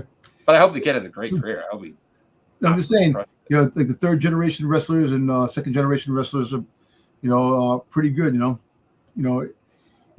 all goes down to passion. If you're passionate enough to do what you want to do to be better and strive better than your dad, that's how you become bigger. If you day in and day out take the bumps and bruises, fall down and get back up again, and keep going to become the very best you. All right. Brandon wants to know how you feel about Nick Aldis going to be wrestling again and might face Gunther at SummerSlam. Fantastic. I think that's pretty cool. I like that. A long time coming. Yep. They talked about that since he came back, since he became the general manager of SmackDown. All right, WB news. Finn Balor confirms that the Demon versus the Fiend was in the works. I believe it. I feel like that didn't need to be confirmed. I feel like that was pretty much like a staple. Yeah, it says Finn Balor confirmed on Insight with Chris Van Vliet that the Demon versus the Fiend was once planned, that it was certainly in the works. Bella said facing Bray Wyatt after Ego. He goes, I've been very lucky to have had almost a match that I ever wanted to have, but that's one that I didn't get. He added, and the other match nearly happened as well. We almost got Sister Abigail versus the Demon. Which Sister Abigail? Yeah, I interesting. Okay, but they're just gonna have Bray go out there and drag it. I know, right? Yeah. Could you imagine Bray's big hairy ass out there in a crop top, trying to be Sister Abigail? Hey. Yeah. Hey, boys. Hey, boys. Who's ready for a wrestling match? It's interesting. I'm sad we didn't get to see it, though, because I would have loved to see Bray Wyatt versus Finn Balor. Finn Balor. Yeah. All right, listen. I just want to tell all those wrestling fans out there, stop it. Stop it. Stop it. It's not going to happen, and it won't happen anytime soon. Freaking goddamn Jon Moxley is not coming back for SummerSlam. Stop it. Jon Moxley's still I want to hope. I want to hope too, but the whole fact is it's not happening. So people are stating that Jon Moxley is coming back for SummerSlam to help Roman Reigns defeat Seth Rollins. What if they're bringing back? What if they bring back Baron Corbin and now his new ring name is Jon Moxley? He comes out with a wig. Ron Doxley. Ron Doxley. There you go. No, but it's kind of funny though that they actually coming out. They have released merchandise, for the Shield, the head of Roman Reigns versus Seth Rollins. So you gotta release the Shield T-shirts. Well, yeah, you gotta capitalize every fucking penny you can on that. No, match. But it's kind of funny that they're doing that, But yeah, Jon Moxley has a contract up until at least the end of 2027, and should apparently, not for anything. I know that he didn't get. Did he get along with all two? Apparently, I think I read something that he didn't get along with either Roman or Seth. In like I think it was Roman. I think it was Roman. Roman, right? Yeah. So he's doing his thing in freaking AEW. If AEW ever played nice with WWE, have the crossovers. But that won't happen. But yes, maybe one day. You never know. You never know. Figuring things do happen. The Monday Night Wars with WCW, and before you knew it, WCW was snatched up by WWE and never to be used again. Half the stuff that they had in WCW. But yeah, John Moxley coming. You know, all these contracts, and you have new people going to AEW, and you have some contracts that are expiring, that are ending. You know, but unfortunately, John Moxley is not coming back. You know, maybe he comes back way after his contract expires. I don't think he wants to come back, man. I don't think he wants to come back either. Do you want to come back after all that shit that happened to you and how they treated you and they booted your ass out of there? Like, oh yeah, that. Yep. Hey, but look at CM Punk. Never come back to hell freaking freezes over. Came back. Yeah, he did. You're right. You know, so never. And you know, it's funny. All the wrestlers that should talk shit about WWE want to come back. Like WWE, for some reason, is the all go and go, because it's for some reason they you know, it's just one of those things where they want to come back there, no matter what. You know, and even with all the shit that is going on, people still want to come back to the brand.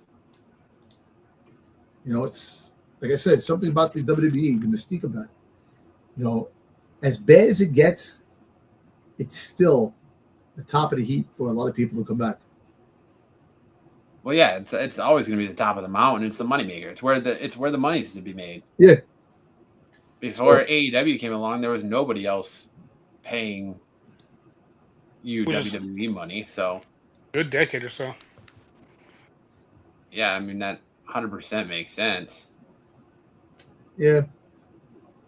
Yeah. So other than that, that's about the Dirty Dom sheets tonight. You know, that I found. Yeah, there really hasn't been a whole lot of dirt sheet speculation out there. It's just kind of been a few weeks of the same regurgitated stuff. Yep. You just gotta wait till after SummerSlam. Yeah, we'll find there'll be a lot of stories. Having Roman hold the title to WrestleMania 43. Yeah, I mean, I'm not shocked by that. Not even in like the littlest bit. Am I shocked by that? Fucking Roman. Quit giving us Roman. Get Roman off my TV. Get him out of here. Roman Reigns. Get him out. I don't need no more Roman Reigns. Roman Reigns. Roman Reigns. That's all you had on the dirt sheets this week, my friend? Yeah, nothing really much. Like, it's been a little quiet on the get-go. I was trying to find some other things, you know. The Sheamus thing I had there too, because we talked about Sheamus, so just really nothing.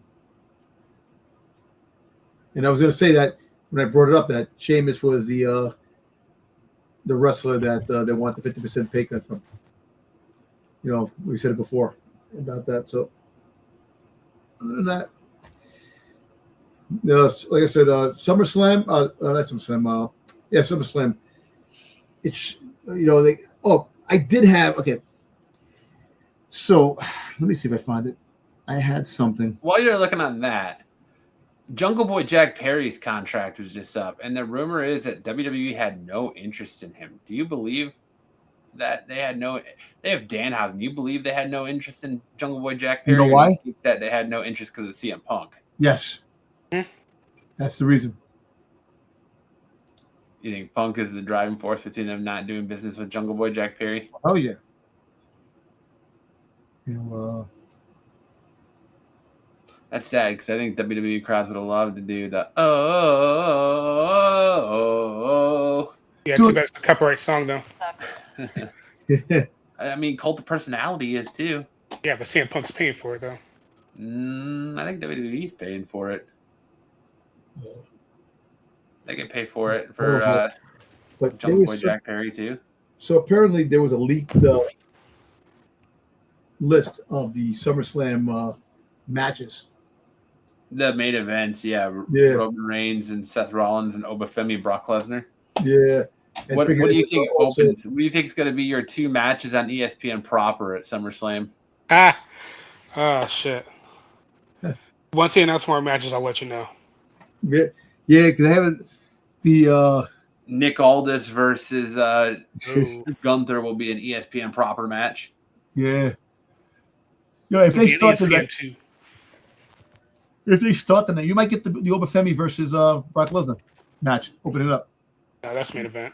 That's main event. You sure? Yeah, it's Positive. inside Hell in a Cell, man. It's gonna be main event. Yeah. You're not gonna start with Hell in a Cell. I think if you're gonna get LA Knight and Solo Sikoa versus the Usos, that might be it. Yep. You could even have your Trick Williams Intercontinental Championship match there. You have with Carmelo Hayes and Ricky Saints. Yeah. Yep. Triple threat. But you're gonna have Chad Gable versus Penta. Yeah, you could have that there. I think you'll have at least one title match in the first hour of ESPN. Oh, so apparently Ruka versus Bailey versus Lyra versus Becky. A Fatal 4. That's no. Yeah, that doesn't make sense at all. I know, but that was one of the freaking things of the reveal. Sol Ruka versus Becky versus Bailey versus Lyra. Yeah. I think we're gonna definitely get Bailey versus Lyra, so that might be ESPN proper. No, that actually might be Saturday night's main event. Yeah. Saturday night main event. You have them fight. You think it'll be Saturday main event? Yeah. Saturday main event. Like I said, dude, Saturday main event right now is a dog shit show, and it's a week away. Yeah. See what happens when they announce matches for the next 3 weeks, next 3 shows. Danhausen. Yeah, your headliner's Danhausen versus JD McDonough. Yeah. He's gonna grind all over Danhausen. Nah, no way. Danhausen's winning that match. He's gonna get help from Matt Cardona. Enzo. Matt Cardona is gonna help him. Freaking Zack Ryder. He's gonna come out as Zack Ryder. It's gonna be Bryson.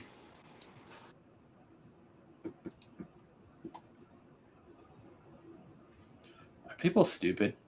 I really think people are stupid. What brought your attention this time? There's a post on X from someone named the Wrestling Purist that reposted Mike Santana. Made a Twitter post that just says 7:15, and everyone's like, Mike Santana coming to WWE on July 15th. July 15th is a fucking Wednesday. Why would he come and debut in WWE on a Wednesday, a night they don't even have a show? Well, technically they do. It's called Evolve. Yep. Yeah. True. Get out of here. Isn't Evolve pre-taped and isn't it on Tubi? Yes. Get out of here. Oh boy. Booty cheeks. All right. Let's get into our 3 count. This is where we go over our shows and we give our best moment, worst moment, and what are they thinking moment of the night for Raw, SmackDown, NXT, and by God, AEW Dynamite when it doesn't suck a donkey dick. And kicking us off, we're going to start with Friday Night SmackDown, which was pre-taped last week, and everybody spoiled on Tuesday. So what was your review and thoughts of Friday Night SmackDown last week? Dominic, go. I thought the highlight of the night was the best moment, Cody beating Jay, which we knew that was going to happen because it was pre-taped and it was shown. Someone taped it to let us know. Actually, you know what? The most exciting match was the Triple H Cruiser fight, Rey Fenix. Yeah. Yes, Rey Fenix versus Kingo. Yeah, that was pretty good. That was a good match. The most boring match was the freaking goddamn last freaking Langley Reed freaking destroyed Brie Bella. Why? You see, this is my thing.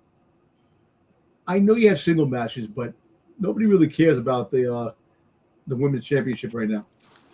You know, pay a freaking the tag team championships is the only thing right now that when Brie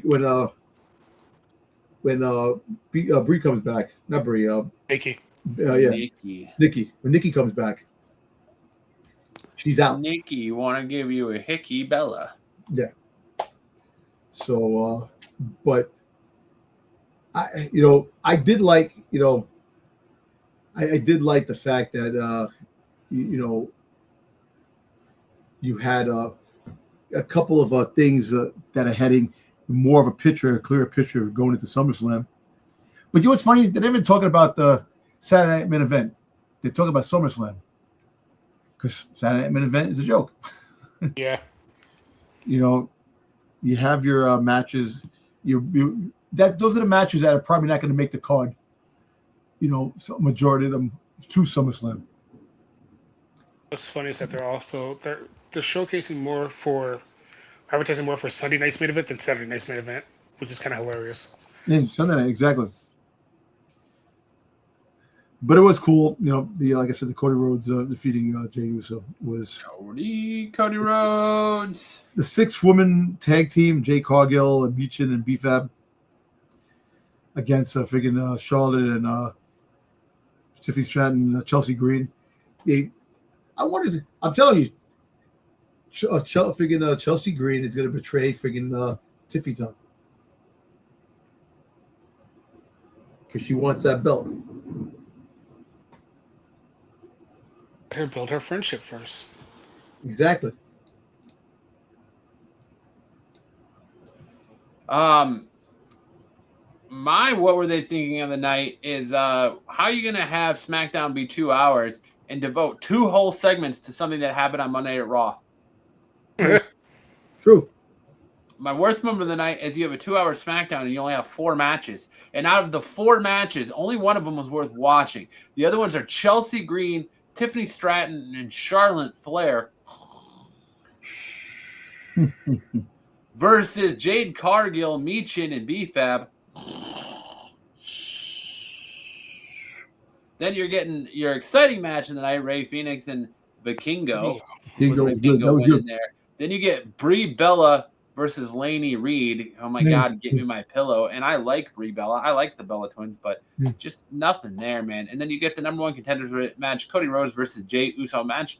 Nobody fucking wanted to see. And the fact that you knew the outcome of it already, and it was Cody versus Jey, the 2 losers, a loser in the championship and a loser in the King of the Ring in a match for the number 1 contendership for the WWE Championship.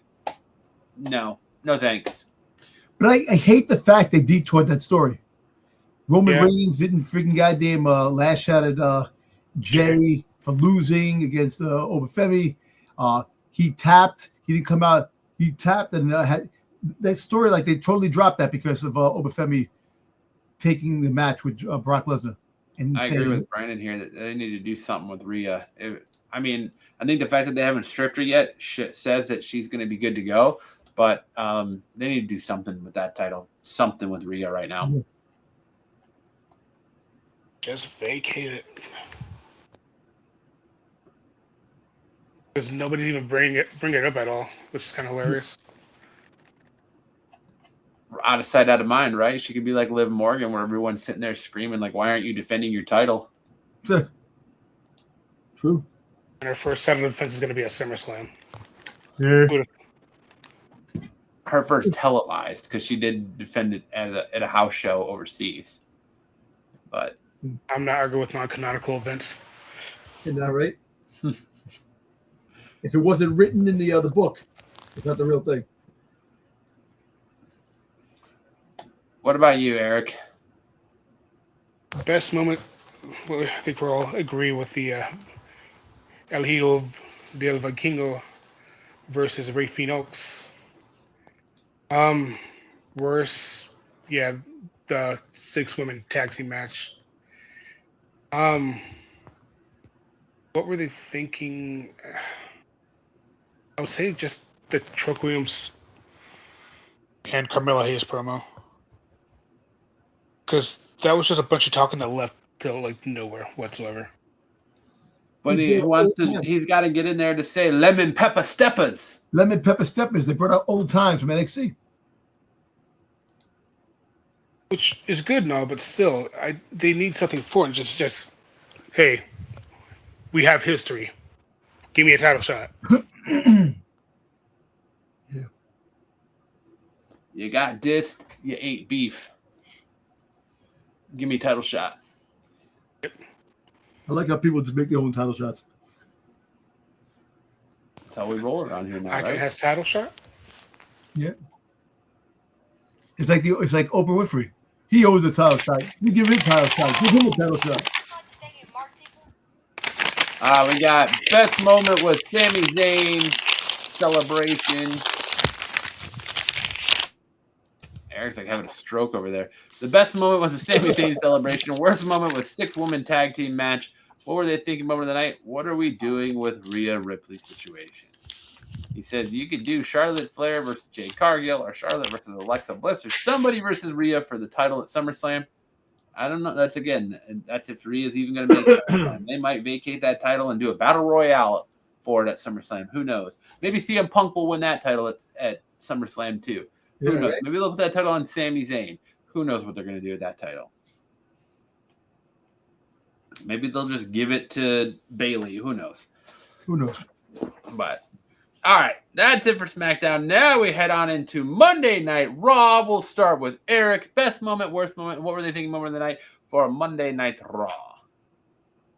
I'm going to combine worst moment and what were they thinking to the Vision losing the title or winning the titles. I'm telling you, the Vision winning the title is so that way they can have a face tag team and Enzo and Cass show up and take those belts off of the heel team. And they have so much time to do that. Why do it just after the second title defense? The other thing, too, is that I believe Bianca Belair is set to give birth any day now. Yeah. And Angelo Dawkins' wife is also set to give birth next month. So they might be just getting ready to take the Street Profits off TV altogether after just bringing it back to TV. Yep. True. It still upset me, though. I'm not going to front. Right.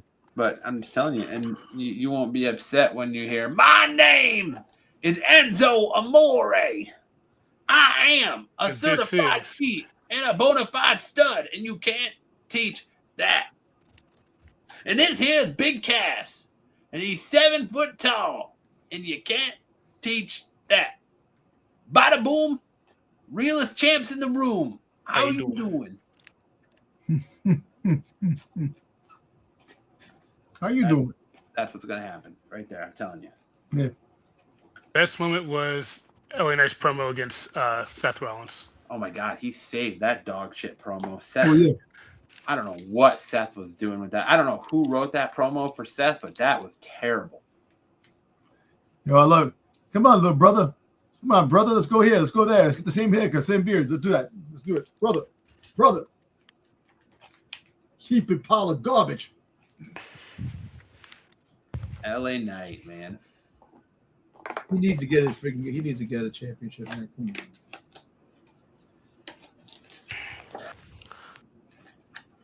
Dom, best moment, worst moment. What were they thinking moment of the night? Well, listen. The best moment was CM Punk winning because we all know that that was already projected. We all knew that. That was the most handed to you freaking surprise that you knew already was going to happen. Appearing like a toddler coming out of the bathroom telling you they need you to wipe their butt. Yes. I threw up. Yeah. The other good moment was LA Knight, the LA Knight promo. Like LA Knight doesn't get a lot of a lot of good things about his promos, but he actually he has some good fire promos when he gets going. What are they thinking? Like the Vision getting the belts back and kind of falling back into good grace with Paul Heyman. They're in good graces with him still. Yeah, exactly. He's still it's still like a little shady. And then, you know what? I actually like Maxine Dupree turning heel. You know, like I said, I like when sometimes they make the females a little bit better. They get to be a little bit more like nasty, and you know the type of outfit she was wearing, which was a good like badass girl. I like that. You know, but other than that, you know the whole you know the like I said, the Soruka. You know, Raquel is never going to win anything, man. Like she tries for everything. There's always people interfering. Io Sky coming out. You know, Stephanie Vakir is coming back. She's coming back eventually, and I think she's coming back with SummerSlam. You know, and she actually may come back on Monday night. Who knows? Maybe that's a surprise to come back on a Monday night. But I don't think Io Sky's winning the belt. Io, she's not winning it. There's going to be too much interference. Yeah. So I think, like I said, that whole thing, but I want Raquel to friggin' finally turn on Liv. That's what you want. That's the story you want. Not Roxanne. Freaking Raquel for being screwed every time she comes out. That, and she was supposed to go out, you know, alone, not get any help. And guess what? Exactly. That's been numerous times. Mm-hmm. Yeah, but yeah, listen, my boy Ethan Page, you know, he gets to be in the gauntlet match.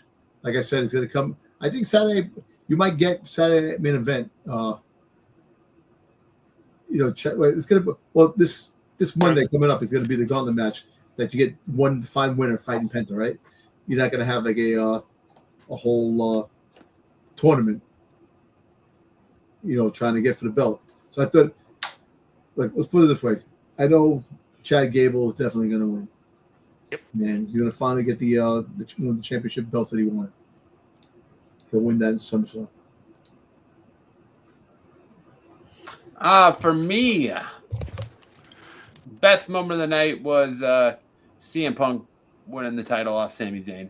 I like Sami Zayn as champion, but there's just something about Punk being champion, and he looks absolutely jacked, like we said earlier. Absolutely. He's impressed by his physique. What were they thinking moment of the night is, like, that could go right along there, too, with worst moment of the night. Both of them. It's like, you were right there with the Judgment Day. Or not Judgment Day, with the Vision. You were right there to pull that trigger to break them up.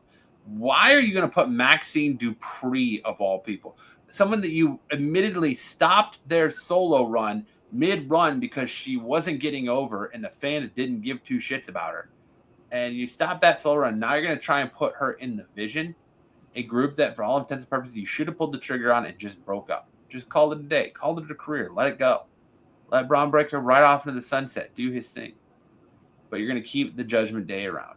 Or not Judgment Day, but the Vision around. I don't get it.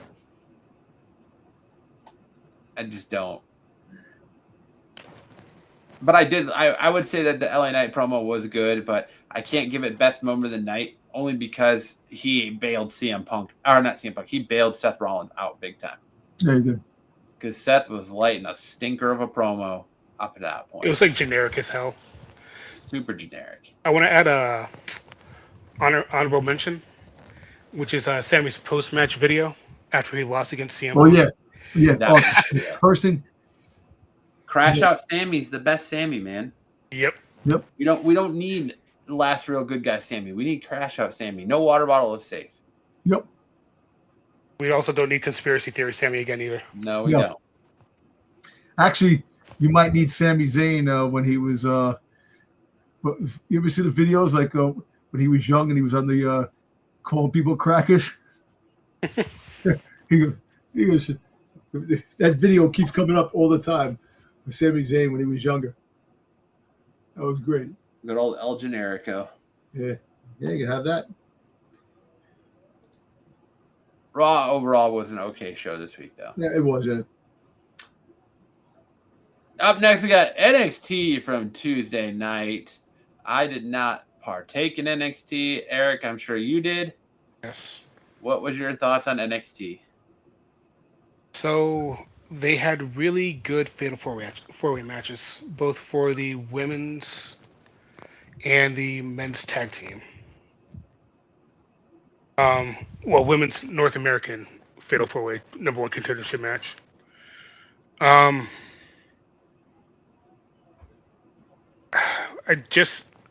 I don't think the Nita Naraku promo, all in Japanese, is explaining for his actions because we already kind of know what it is.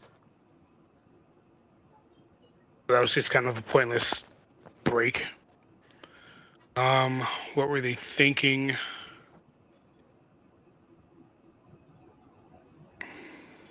Yeah, I got nothing on that one. I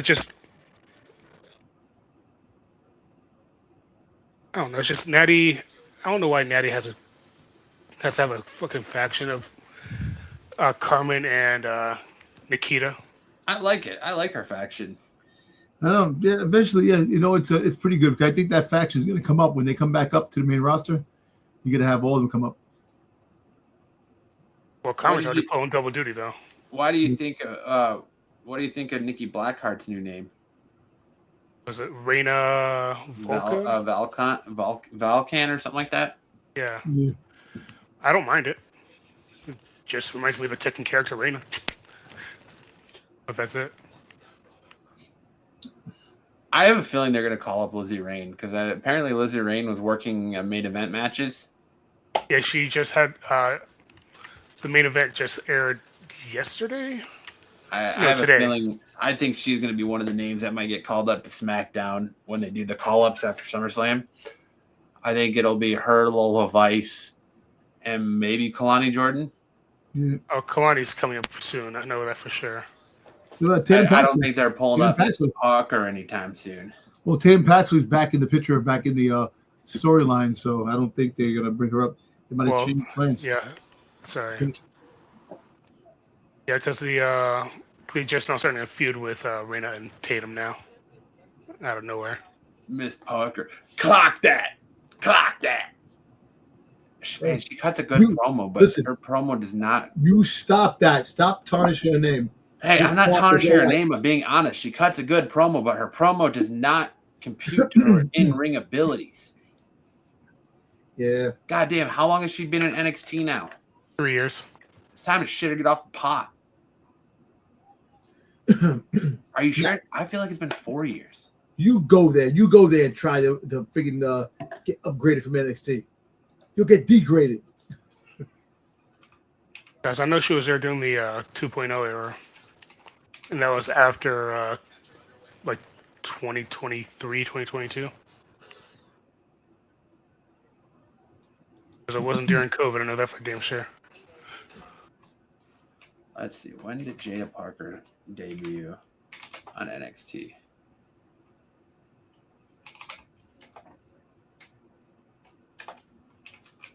I want to show up at Phoenix.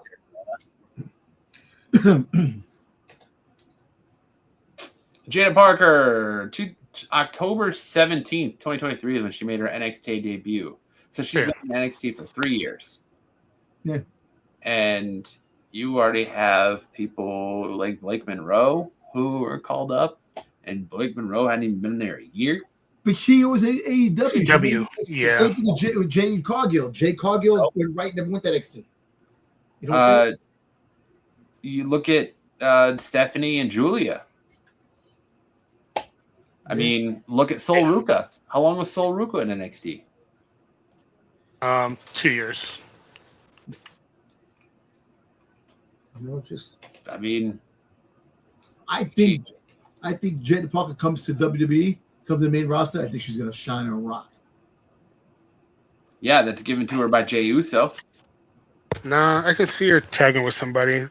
Well, I got a feeling that if she comes up, she won't even be with Jey Uso. She'll be in one of the shows. They're not gonna put her on the same show with Jey. I just dude, it just feels like she got passed by. She got passed by Blake Monroe. She got passed by Jordan Grace. She got passed by Julia. She got passed by where is Jordan Grace? Main event. Yeah, and I thought she was hurt, isn't she? No, she was on main event. Yeah, she's not hurt. They took off TV. They have no plans for it. That's the thing I'm telling you. Yeah. How do you have no plans for it? Well, because you're gonna have Blake Monroe feuding with everybody. She just comes out and just starts calling out everybody, going after. She just went after Julia. And she's freaking Julia freaking she both of them. See, heel and good guy. That's great. I like that. I don't know.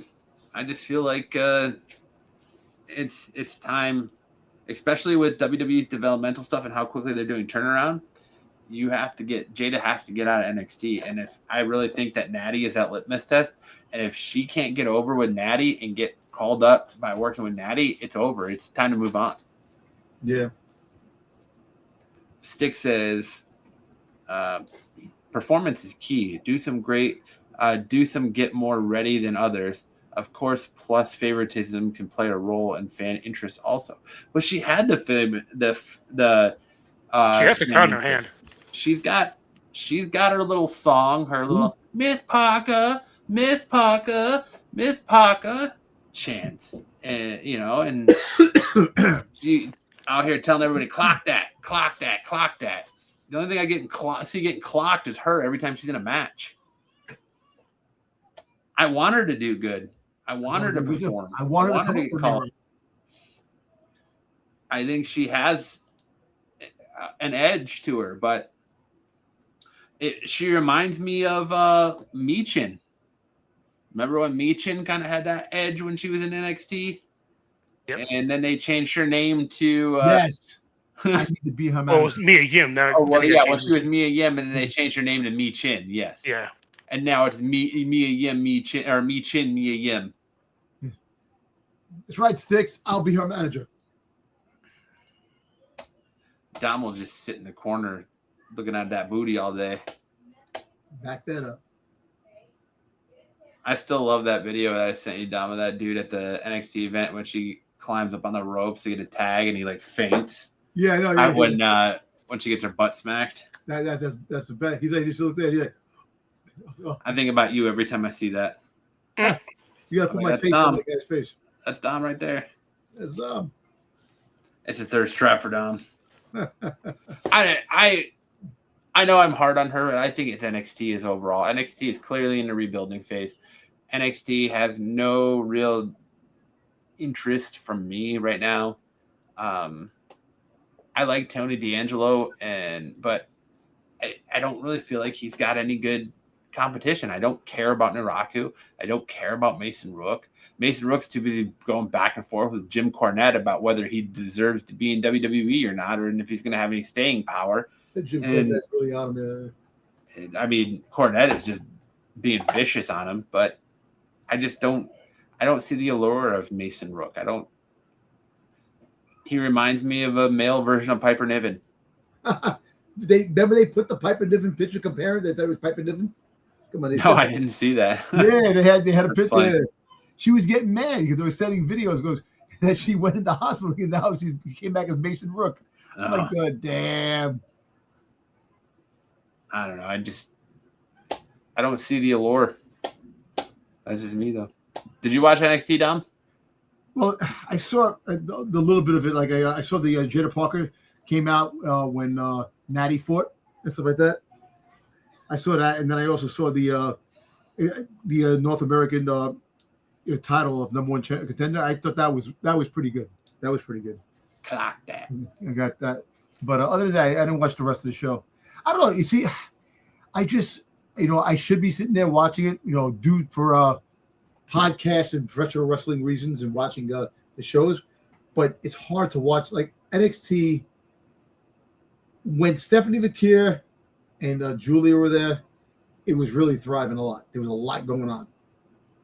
We would watch it because there was a lot going on there. Now it's like after all the call-ups and they relinquished the entire roster, and you have some people still in there, it's not the same. So, but that's about it with the NXT. Yeah, I didn't watch any of NXT this week, so. I'll catch some highlights. Stick says Cornette calling him a human waterbed is a classic. Oh, Jesus. That's just fucked up. Yeah, it is. That is. Then we can move on to a show I actually did watch this week, AEW Dynamite. And I only watched it because I actually stumbled upon it on HBO Max at a regular time. So I watched that, and I do have to say, did either of you watch Dynamite this week? I was out and about. Best moment of the night for me was the Kenny Omega versus MJF match. Worst moment of the night for me was having to sit through the AEW Women's Casino Gauntlet match. I felt like that match was just sloppy and just a giant clusterfuck of a match. And I don't really have a what were they thinking match of the night for that. I still kind of scratch my head in what were they thinking with they're trying to put Will Ospreay with Jon Moxley. It just doesn't seem like Ospreay needs that, but it is what it is. But it was overall an okay Dynamite. Can't complain too bad about Dynamite. So, hey, what happened with the Hurt Locker? The Hurt Syndicate? They still there? They haven't been on TV. Yeah. Not been on TV. Well, okay. You got a nice match between Tommaso Ciampa and Chris Jericho, though. That was an okay match too. Oh yeah, I saw a little bit of that too. I'm sorry, I saw that part. Yeah. With Ciampa trying to pull out a power drill. Yeah. See, that's another thing too, man. Like I told you before, with the interest, it's just, I don't know. Maybe I have to sit there and really watch a lot of these other wrestling productions. Well, like I said, they're all coming to YouTube. Check out GCW. They're coming to YouTube. Oh, no, sorry, not GCW. House of Glory. They're coming to YouTube. MLW. Check out Triple A on YouTube. There's great professional wrestling out there if you want to look for it. Especially on Saturday nights. You don't have to stick around and just stay true to WWE or AEW or TNA or anything like that. You got great matches, great professional wrestling out there, so seek it out. But on that note, I think we've covered everything, unless you guys have any other topics you want to talk about tonight, any other things you want to bring up, last conversations you want to have before we call it a night? All right, anything?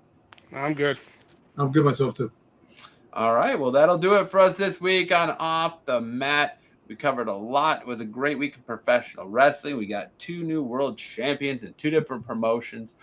We covered our 3 counts, our fast minutes, 30 down the street sheets, everything we could do to fill you in on all the happenings around the world of professional wrestling this week. If you want more from Dom and Sticks, make sure to check them out tomorrow night over on Renovision for The Qualified. You can check out me, Dom, at 6 every Saturday night. You can check out Dom Sundays on the Star Wars show over on Renovision. You can check me out all week long here on my channel. You can come back to us next Thursday night for more Off the Mat goodness. And Eric, tell the people where they can find you, my friend. You can find me on X, Blue Sky, YouTube, Twitch, all at Firelord Sombra.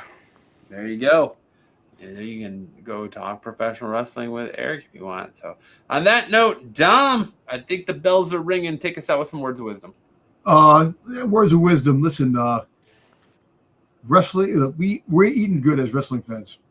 There's a lot of production. Like, give other things a chance. Like, don't listen to what I say or anybody else says. You got to give other wrestling publications chances to watch. Maybe you might like it. Like, I'm biased because I like WWE, and I'll tell you that when it comes to like the shows and stuff like that. That, like I told you before, we were talking about. It's like sitting home on a comfortable couch, watching WWE. No matter how bad it gets, or how good it gets, it's just that comfortable well-being. But give like AEW a chance, TNA a chance, AAA a chance, NXT. Watch some. There's more than just the one brand out there that you might find something you like. And just take it from there. Even though the freaking apps, the things were expensive, but find something that fits in your budget. YouTube. It's a lot of YouTube now, so just look that up, and you might like something else besides WWE. Just don't be a mark. Exactly. My take is if you want someone to listen to about professional wrestling, it's this guy right here. Don't listen to this guy over here, because this guy over here would have had you believing that Sami Zayn was going to go into SummerSlam as the world champion. When this guy right here told you, that ain't happening.